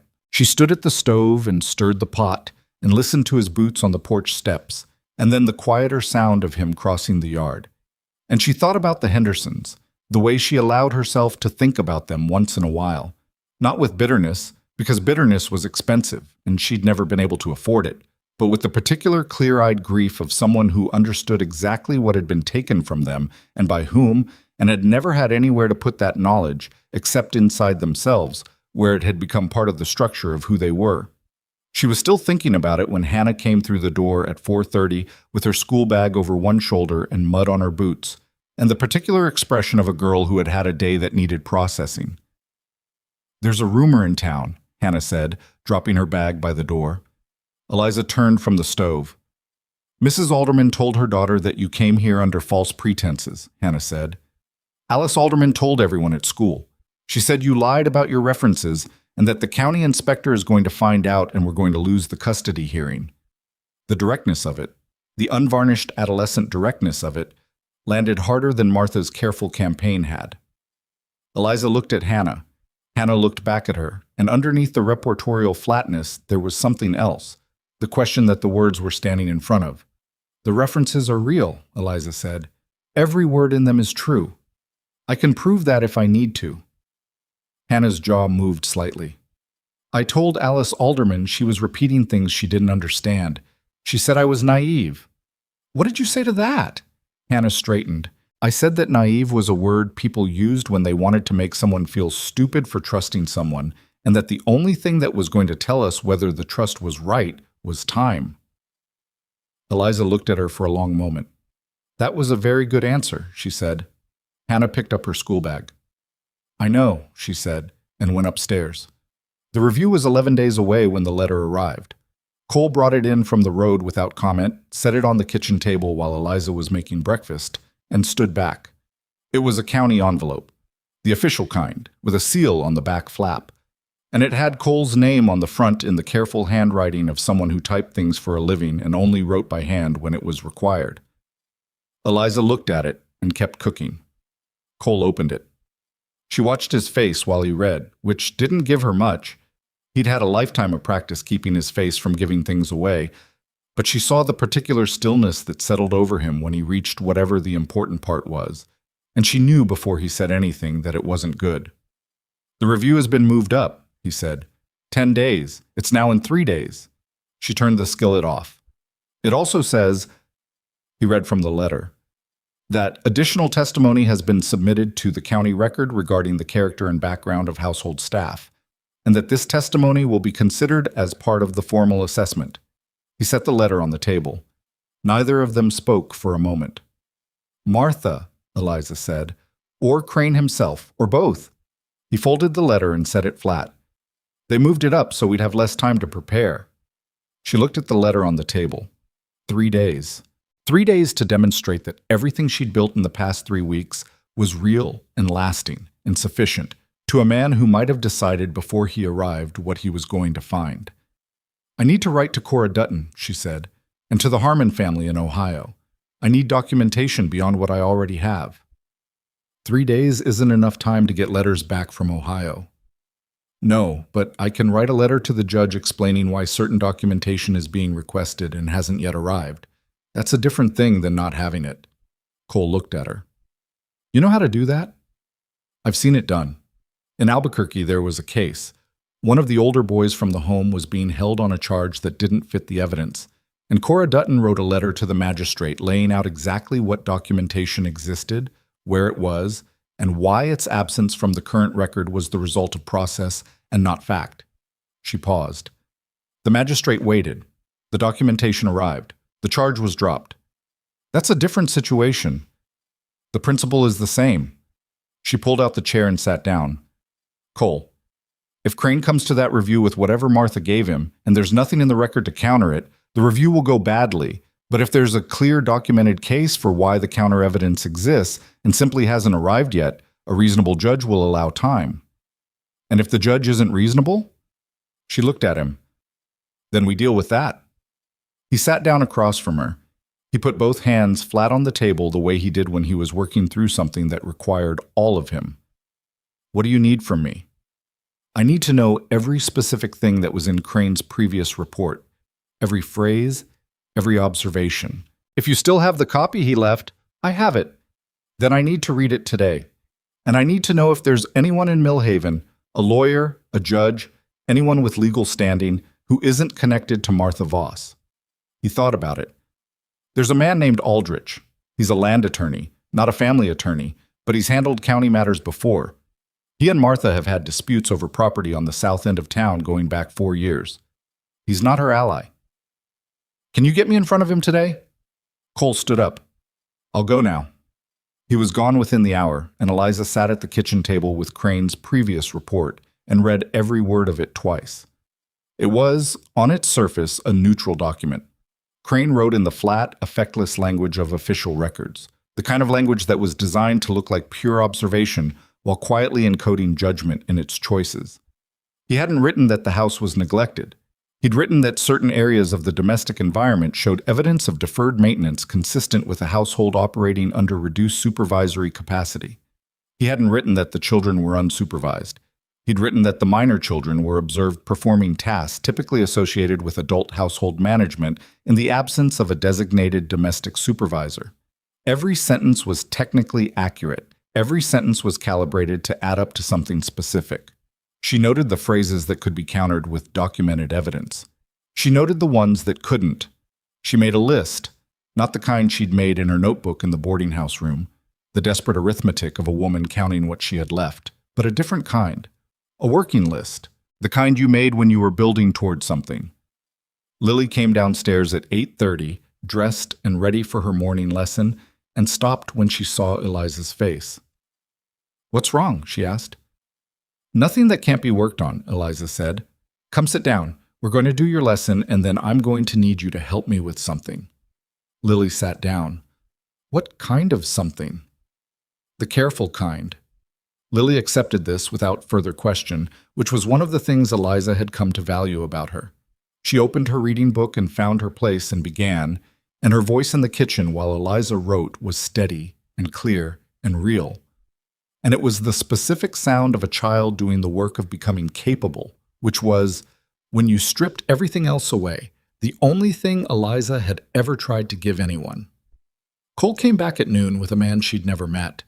Aldrich was older than she'd expected, mid-60s, compact, with a white mustache and the direct gaze of a man who had spent decades reading contracts and had long since lost patience for anything that wasn't precisely stated. He came into the kitchen and looked at the table covered in her notes and the copy of Crane's report and the list she'd made, and his expression shifted from the politely interested look of a man doing a favor into something more focused. "You did all of this morning?" he said. "Most of it," Eliza said. He picked up the list. He read it. He set it down and picked up her notes on Crane's report and read those. He did this in silence, with the concentrated attention of a man accustomed to working through documents in exactly this way. And Eliza waited, and Cole stood in the doorway of the kitchen with his arms crossed. "The testimony Martha Voss submitted," Aldrich said, without looking up. "Do you know what it says?" "No, only that it exists and that it concerns my background." "I can find that out," he said. "It's county record. It's accessible if you know how to ask for it." He set down the papers. "Your concern about Crane's prior involvement in Albuquerque. Do you have anything in writing that connects him to the Henderson case specifically?" "No, I have the dates of his employment there. I have the date the adoption was blocked. They overlap." "That's circumstantial." "I know. It may be enough to raise a question about his impartiality. It won't be enough to remove him from the review." He looked at her steadily. "What you'd need for that is a formal challenge filed before the review begins. I can file that challenge, but it requires that you're willing to have your history with the Henderson adoption entered into the county record." The kitchen was quiet. She'd known, in the abstract, that it might come to this. Knowing it in the abstract and sitting in front of a man asking her to confirm it were two different things. That piece of her history, the thing that had been done to her at 10 years old, was not something she'd ever put into an official record. It had lived inside her, private and specific, the way certain wounds lived inside people because there'd never been a proper place outside them to put it. "If I don't file the challenge," she said, "and Crane conducts the review with a prejudice he doesn't disclose, then the outcome is likely what they want it to be," Aldrich said. He was not unkind about it. He was just clear, which she preferred. She looked at the table. Then she looked at Cole. He was looking at her with the expression of a man who had made a decision and was waiting to find out if she'd made the same one. He didn't say anything. He didn't need to. She looked back at Aldrich. "File the challenge," she said. The next 2 days moved faster than any days she could remember. Aldrich worked with the particular efficient urgency of a man who was enjoying the problem, even while solving it seriously. He obtained Martha's submitted testimony. It was, as she'd expected, a careful assembly of partial truths and genuine inventions, citing her lack of roots, her pattern of movement, her origins in the county system, and including the claim, stated as though it were documented, that she had been dismissed from her position in Tucson rather than leaving voluntarily. Eliza wrote the counterstatement herself. Aldrich reviewed it and made 3 changes, all of them improvements, and she acknowledged each improvement without resentment because he was right about all 3. She also wrote to Cora Dutton, not for a new letter, because there wasn't time, but a brief, specific telegram to the closest office that could relay it, asking Cora to confirm by return telegram 2 specific facts about the Henderson case and 1 specific fact about Walter Crane's employment period. It cost her almost everything she had left from her wages, and she sent it without hesitation. On the evening before the review, Hannah came to her room. She knocked, which she didn't always do, and came in when Eliza said to and stood in the middle of the room with her arms crossed over her chest, in the defensive posture she used when she was about to say something that required effort. "Are you scared?" Hannah asked. Eliza thought about it. "Yes," she said. "Some." "What are you scared of?" "That it won't be enough. That we'll do everything right, and it still won't be enough because someone has already decided the outcome." Hannah absorbed this. "And if that happens?" "Then we appeal it," Eliza said. "Aldrich says there are grounds for appeal if the process can be shown to be compromised." She paused. "It would take longer, but it's not the end." "Papa's scared too," Hannah said. "He doesn't show it the way other people do, but I can tell. He's been checking the fence lines at night. He only does that when he can't sleep." Eliza looked at her. "He did it after Mama died," Hannah said. "For months. He'd go out at 2 in the morning and walk the near fence line and come back in and pretend he'd been up for other reasons." She looked at the floor, then back up. I used to watch from the window. You were 10 years old, Eliza said, almost 11. She looked at Hannah, at this girl who had been watching her father walk fence lines in the dark at 2 in the morning when she was 10 years old because she was the only one who knew to worry about him, who had made Lily crackers and cheese and called it a picnic, who had answered Alice Alderman about trust with more clarity than most adults could manage. And she felt something that didn't have a clean name, something that was part grief and part recognition, and part the particular fierceness of caring about something you weren't sure you were allowed to claim. Go to sleep, Eliza said. Tomorrow needs you rested. Hannah uncrossed her arms. She stood there for a moment, and then she did something she hadn't done before. She crossed the room and put her arms around Eliza with the quick, slightly awkward embrace of a girl who had decided to do something before she could think herself out of it, and then stepped back just as quickly. Good night, she said, and left. Eliza sat on the edge of her bed and listened to the house settle into its nighttime sounds. Outside, somewhere near the north fence, she could hear footsteps in the grass, slow, steady, and familiar. She didn't look out the window. She simply sat with the knowledge of it, the sound of a man walking the perimeter of everything he was afraid to lose.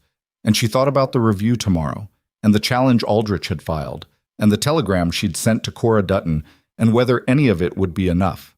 And she thought about the 10-year-old girl who had waited in a county home to be chosen by a family that had already chosen her, and hadn't known yet that someone else had decided the answer for her. That girl had waited a long time to put what happened to her into an official record. Tomorrow, she would stop waiting. The morning of the review came in cold and gray, the kind of morning that didn't bother announcing itself. It just arrived, flat and indifferent, with a wind off the mountains that found every gap in your coat. Eliza was up before anyone. She dressed carefully, not in her best clothes because her best clothes weren't much, but in the cleanest thing she owned, pressed the night before with the iron she'd heated on the stove and used on the kitchen table with a cloth underneath. She put her hair up the way she'd learned from a woman in Albuquerque who had told her once that you didn't have to look rich. You just had to look like you'd made an effort. That people forgave a lot of things, but they didn't forgive the appearance of not caring. She made breakfast, oatmeal and biscuits, and the last of the dried apple from the crock in the pantry, cooked down with a little sugar and cinnamon the way Lily liked it. She set the table completely, which she didn't always do on weekday mornings, and she had coffee ready when Cole came downstairs. He stopped in the kitchen doorway and looked at the table, then at her. You didn't have to do all this, he said. I know, she said. Sit down. He sat. She poured his coffee and set the pot back on the stove, and they were quiet in the specific way they'd become quiet with each other. Not the silence of people with nothing to say, but the silence of people who'd already said the necessary things and were living inside the decision. Hannah came down next, dressed more carefully than usual, her hair braided tightly.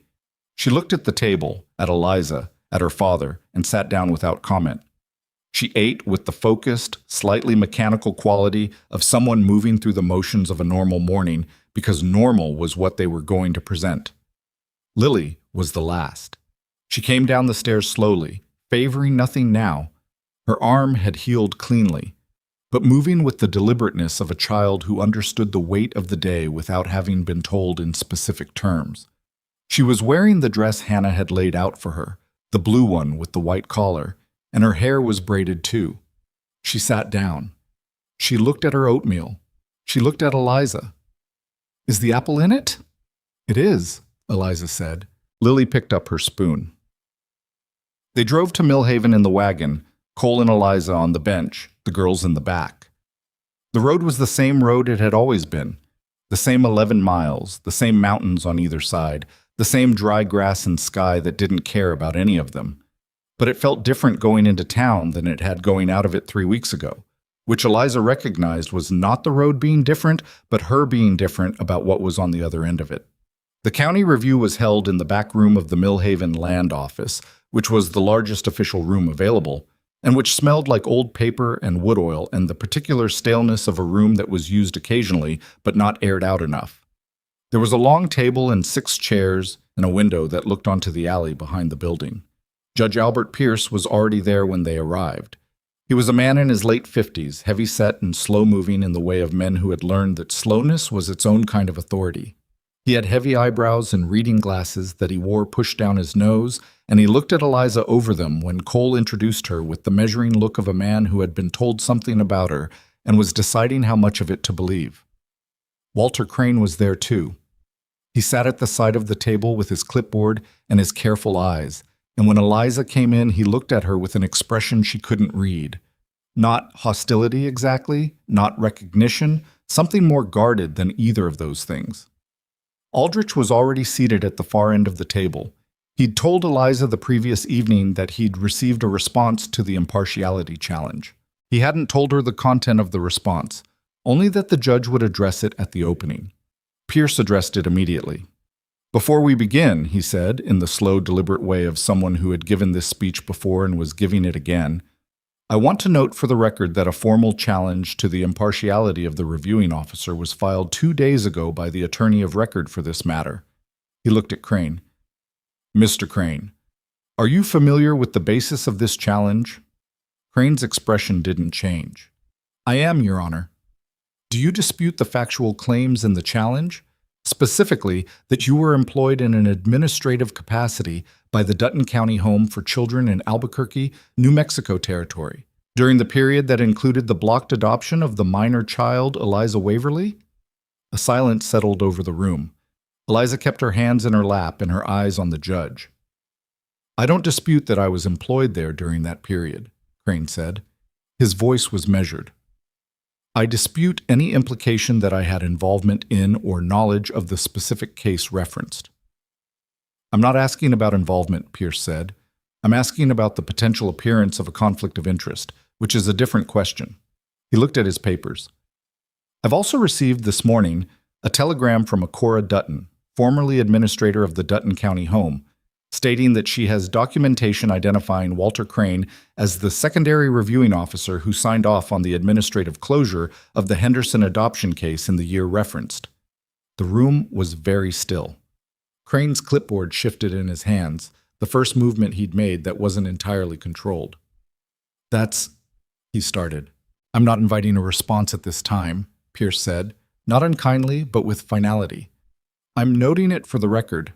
He looked at Eliza. "Miss Waverly, are you aware that the telegram arrived?" "I was not," she said. "I sent the inquiry. I didn't know it had been answered." He looked at her for a moment. "Cora Dutton speaks highly of you." Eliza didn't answer because it hadn't been a question. Pierce set down the papers. "Given the documentation received this morning, I'm removing Walter Crane from the position of reviewing officer in this matter. He'll remain present as a witness of record for the documentation he's already submitted, but the assessment going forward will be conducted by me directly." He looked at Crane. "That's not a judgment against you personally, Mr. Crane. It's a matter of process." Crane said nothing. His jaw was tight and his eyes were somewhere in the middle distance, and whatever he was feeling about it, he had enough professional practice to keep it off his face. Martha Voss was not in the room. She hadn't been invited technically, but Eliza had half expected her to find a way in anyway. Her absence was its own kind of statement. Either she'd been told not to come, or she'd decided that if things were going badly, she'd rather not be present to be associated with the outcome. Aldrich caught Eliza's eye across the table and gave the smallest possible nod. The review proceeded. Pierce asked his questions in the methodical, patient way of a man who had been doing this a long time and believed still that the point of the process was to find the actual truth rather than confirm a predetermined one. He asked about the household, about the girls' schooling, their health, their daily routine. He asked Cole about the ranch's financial situation, not prurient interest, but the practical question of whether the land could sustain the family. He asked Eliza about her background with a directness that had none of Crane's careful neutrality, and she answered with the same directness, including the parts that were hard. She talked about the county home. She talked about Cora Dutton and what she'd been taught there, and what she'd learned on her own because she'd had to. She talked about the orphanage in Albuquerque where she'd worked, the children she'd cared for, the things that work had given her that she hadn't expected. She talked about the Harmon family in Tucson, and she talked about arriving in Millhaven with 37 cents and a bag that didn't weigh much. She said all of it plainly, without apology and without performance, because the only thing she knew how to do with her history was own it. Then Pierce asked the question she hadn't anticipated. "Miss Waverly," he said, setting down his pen, "in your assessment, what does a child need that she isn't getting if she loses her family?" The room was quiet. Cole was very still beside her. She thought about it. She didn't rush the answer because it deserved not to be rushed. "Continuity," she said finally. "The understanding that the people who are supposed to be there for you will still be there tomorrow. Children can survive a lot of hard things if they believe that the people they trust aren't going to disappear." She paused. "The hardest thing about growing up the way I did wasn't any specific thing that happened. It was not knowing what was permanent, not being able to count on anything lasting." She looked at the table for a moment, then back at Pierce. "These girls have already lost one permanent thing. The question in front of this room is whether they're going to lose another one." Pierce looked at her for a long moment. Then he looked at Hannah. Hannah had been sitting next to Lily along the side wall, not at the table. They weren't parties to the formal review, only present. And she'd been sitting with the straight-backed, controlled posture of someone who'd decided how she was going to conduct herself in this room and was executing it. "Hannah," Pierce said. Not Mr. Barrett's daughter. Not the child. Just Hannah. "Yes, sir," she said. "Would you like to tell me anything?" Hannah looked at her father. He gave her nothing either way. Not permission, not discouragement. He trusted her, and she saw it, and she turned back to the judge.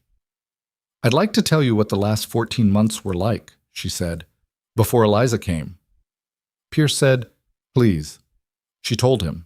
She told him about the crackers and cheese picnic.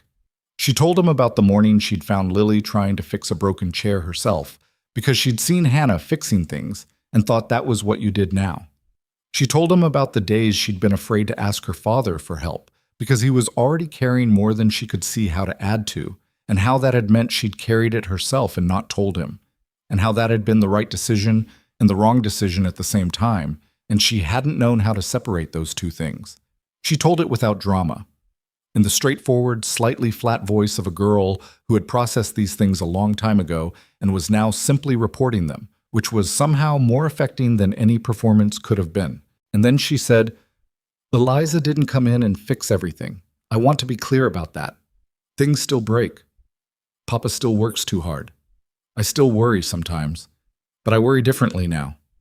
I worry the way you worry about normal things instead of the way you worry when you think something is about to fall apart." Pierce was quiet for a moment. "That's a very precise distinction," he said. "Eliza taught me that precise distinctions matter," Hannah said, "because vague things are harder to solve." Lily, who had been sitting very still beside her sister for the past hour, with the focused patience of a 7-year-old trying very hard to be invisible, said suddenly, "Can I say something?" Pierce looked at her. His heavy eyebrows moved upward. "You may." Lily sat up straighter. "I know I'm little," she said, "but I know what I felt before and what I feel now, and those are different things, and I think that counts for something." "I think it does too," Pierce said. "Before," Lily said, "I used to have a bad feeling when I woke up in the morning. Not every morning, but a lot of them, like something was going to go wrong and I didn't know what." She paused, thinking. "Now I don't have that feeling, and it's not because nothing goes wrong anymore. It's because when things go wrong, there are more people to deal with it." She looked at Eliza. "That's because of her." Eliza kept her face still. It took effort. Cole made a sound that wasn't quite a word, and she didn't look at him. Pierce made notes for a long time. Nobody spoke. The wind had come up outside, and the window at the back of the room rattled slightly in its frame. Crane sat at the side of the table with his hands folded and his eyes down, and Eliza did not look at him either, because what she felt about him was complicated, and this was not the place for complicated. Finally, Pierce set down his pen. "I've been doing this work for 19 years, he said. "I've seen families that looked good on paper and were disasters in practice. I've seen the reverse. I've learned to trust the specific, particular testimony of the people actually living inside a situation over the general theoretical concern of people outside it." He folded his hands. The challenge to Mr. Crane's impartiality was properly raised and properly supported. The counter-testimony submitted by Mrs. Voss is, in my assessment, an incomplete picture at best and a deliberately misleading one at worst. I'll be noting that in the record." He looked at Cole. "Mr. Barrett, the county's original concern was whether your household provided a stable and nurturing environment for your daughters. Having conducted this review, I find that concern to be resolved." He looked at Eliza.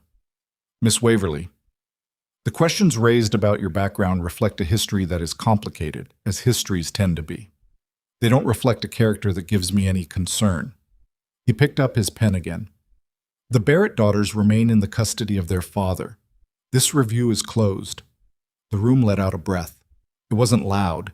It wasn't the kind of release you saw in theatrical performances, where people sobbed and embraced and made the moment into a monument. Cole put one hand flat on the table and looked at it. Hannah closed her eyes for a fraction of a second. Lily made a small sound that she immediately suppressed. Eliza sat very still and felt the specific quiet quality of a thing that had been held in tension for weeks releasing all at once, and she let herself feel it without directing it anywhere. Aldrich was shaking Cole's hand. Crane was gathering his papers with the careful movements of a man navigating a difficult exit, and when he passed Eliza on his way to the door, he stopped. She looked at him. He was quiet for a moment, then, "I didn't remember your name," he said. "When I saw your references, when I first came to the ranch. I didn't remember it." He paused. "I didn't decide things fairly in Albuquerque. I made choices for administrative reasons that I told myself were policy and that were not in fact policy." He said it the way men said things they'd been carrying a long time and had decided, finally, to set down because the weight of it had become more than the protection it offered. "I don't expect that to change anything." Eliza looked at him for a long moment. "It doesn't change what happened," she said, "but I appreciate you saying it." He nodded once and left.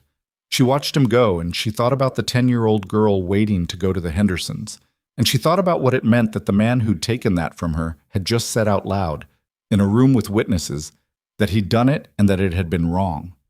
She didn't know if it was enough. She suspected it wasn't, in the accounting sense, that there was no accounting, really, for certain things. But it was more than she'd had when she walked through that door this morning, and she was old enough and clear-eyed enough to know that more than you had was not nothing. They drove back to the ranch in the early afternoon. Cole handled the reins the same way he always did, steady and unhurried, and the girls were in the back talking to each other in the way they talked when they thought they were being quiet, but weren't quite. The mountains were the same mountains, and the road was the same road, but there was a different quality to the silence between Cole and Eliza on the wagon bench, lighter, somehow, as if something that had been pressing on it from underneath had been removed. About halfway back, Cole said, "I should have asked you this before today." She waited. "Whether you wanted to stay," he said. "Not for the review, not because Crane was coming, and because we needed to show something. Whether you wanted to stay after that." She looked at the road ahead. "You're asking now." "I'm asking now." She thought about it the way she tried to think about things that mattered. Honestly, without telling herself what she wanted to hear. She thought about the east-facing room and the cracked plaster she'd gotten used to. The kitchen that she'd learned and made her own. Hannah's face when she'd answered Alice Alderman about trust. Lily's voice reading page 14 while a man with a clipboard moved through the house. The barn in the late afternoon light. The sound of this man's boots crossing the floor at night after he came in from walking the fence line. "Yes," she said. "I want to stay." He nodded.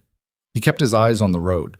But his hand, resting on the bench beside him, moved the smallest fraction toward her, and she put her own hand near it without touching, and they stayed like that for a moment, close, not quite, which was its own kind of language. Then Lily's voice came from the wagon bed. "Are we going to have pie when we get home?" Cole's mouth moved. "We have apple," Hannah said to her sister, and Eliza said she'd show me how to do the crust properly this time. "Last time it was good," Lily said. "Last time it was acceptable," Hannah said. "There's a difference." Cole did smile then, a real one, the full version that she'd seen twice before, and that changed his face completely. Made him look like a man who had not forgotten how, only misplaced it for a while. "Eliza," Lily said, "will you teach me too, the crust?" "You can watch," Eliza said, "and help with the apple." I'm good at peeling, Lily said, with the simple confidence of a child cataloging her skills. I know you are, Eliza said. The ranch came into view around the last bend, and Eliza looked at it the way she'd looked at it the first time. The solid house, the good barn, the fences running out in clean lines. And she also saw, as she always did now, the smaller things. The kitchen garden that had grown back better than she'd expected from this late a start. The porch steps with the replaced board, solid underfoot now. The second-floor window with its new pane catching the afternoon light cleanly. No cloth patch, no gap. Things she had done. Work she had put into a place, and that the place had absorbed and kept, the way places kept the work of the people who cared for them. She'd spent most of her life moving through places that weren't hers. She'd gotten good at it. The quick assessment of a new kitchen, the reading of a household's particular logic, the art of becoming useful in a short time. She'd told herself it was a skill, and it was. But it was also what you did when you'd stopped expecting anywhere to become permanent. When you'd learned, at 10 years old, that permanence was something that happened to other people. She understood, pulling up to the hitching rail in front of the Barrett barn on a cold afternoon with the smell of coming rain on the wind, that she'd stopped thinking about this place as temporary somewhere in the past 3 weeks without making a decision about it. The decision had made itself in the way real decisions sometimes did. Not in a single moment, but across dozens of small ones, accumulated quietly while she was fixing windows, and wrapping arms and standing in a barn doorway talking to a 12-year-old girl about what it meant to trust someone. You built belonging the same way you built anything worth having, not with a single grand gesture, with daily work, repeated, in the same place, alongside the same people, until the place and the people were as familiar as your own hands. She'd grown up being told, in various ways and by various systems, that she was not the kind of person for whom that kind of belonging was available. Too unrooted, too unknown. Too much of a woman with nowhere to come from to be trusted with anything permanent. She'd believed it longer than she should have. Later that evening, after the pie was made, the crust better than last time, as Hannah had predicted it would be, Lily very proud of her peeling, and after supper was cleared and the girls had gone up, Eliza was in the kitchen washing the last of the dishes when Cole came in. He didn't say anything at first. He picked up the cloth she used for drying and started drying, which he didn't normally do, and they worked alongside each other for a minute in the comfortable, slightly domestic silence of people who had been in the same kitchen enough times that the choreography was automatic. Then he said, I want to tell you something. She kept her hands in the water. When Ruth died, he said, I made a decision, not a deliberate one, just the way you make decisions when you're trying to survive something. I decided I was going to manage. He dried a plate and set it on the stack. Managing is different from living. I managed. I kept the girls fed and the ranch going, and I didn't let it fall apart. But I wasn't, he stopped. I wasn't here the way I should have been, the way Hannah needed, the way Lily needed. He set down another plate. The way I needed, probably. She said nothing, because he wasn't done. You showed up in my town and stopped a panicked horse, and then sat in the dirt and wrapped my daughter's arm and talked to her like she was a person worth talking to. He paused. And I thought, I told myself I was being practical, that I was solving a problem, that I needed someone with your skills for a specific situation. He looked at the plate in his hands. That was true, but it wasn't all of it. She rinsed the last cup and set it on the rack. Cole, she said. He looked at her. I know, she said. He held her gaze for a moment. Then he set down the drying cloth and put his hand on the counter, close to hers, and she turned her hand over so that it was palm up, and he put his hand in it. A simple, deliberate thing, rough-palmed and warm. They stood like that in the kitchen at the end of the day, in the house that smelled like pie and coffee and hay from the barn. While the wind moved outside and the fire settled, and somewhere upstairs Hannah said something that made Lily laugh, the sound of it traveling down through the floorboards into the room below. There are people who spend their whole lives believing their worth is something other people get to decide. The county says so. The boarding house owner says so. The town says so. And you learn to move through the world with that belief packed in alongside everything else you carry, not questioning it because you've never had enough stability in one place to find out if it's wrong. What Eliza Waverly learned at 24 years old on a ranch 11 miles north of Millhaven in the Nevada territory, was not that the world had been wrong about her all along. The world had done what it did: ground people down, sorted them by category, decided outcomes before the evidence was in. That didn't stop being true. What she learned was that you could decide to stay somewhere anyway, that you could put your hands into the work of a place and its people and let it matter to you, even knowing the risk of it. That belonging wasn't granted to you by the approval of the people around you. It was built, slowly, with the daily decision to show up and do the work and not leave when it got hard. She'd been left. She'd been passed over. She'd been told in 100 ways that she was not quite enough of whatever was required. She'd also fixed a window, replanted a garden, wrapped an injury, taught a child to read further than she could before, told the truth in a room full of people who were waiting for her to lie, and stood in the dirt of a strange street and walked toward a frightened horse when every other person moved the other way. That was who she was. Not despite where she'd come from. Because of it, and in spite of it and through it, all three at once, which is how people actually are, when you look at them closely enough. Outside, the first drops of rain came down on the roof of the Barrett ranch, and Cole Barrett held Eliza Waverly's hand in the kitchen while his daughters laughed upstairs, and the house that had been quiet for too long filled up with the ordinary, irreplaceable sounds of people who had found their way back to each other. Not perfectly, not without more hard days ahead, but together. And for now, that was more than enough.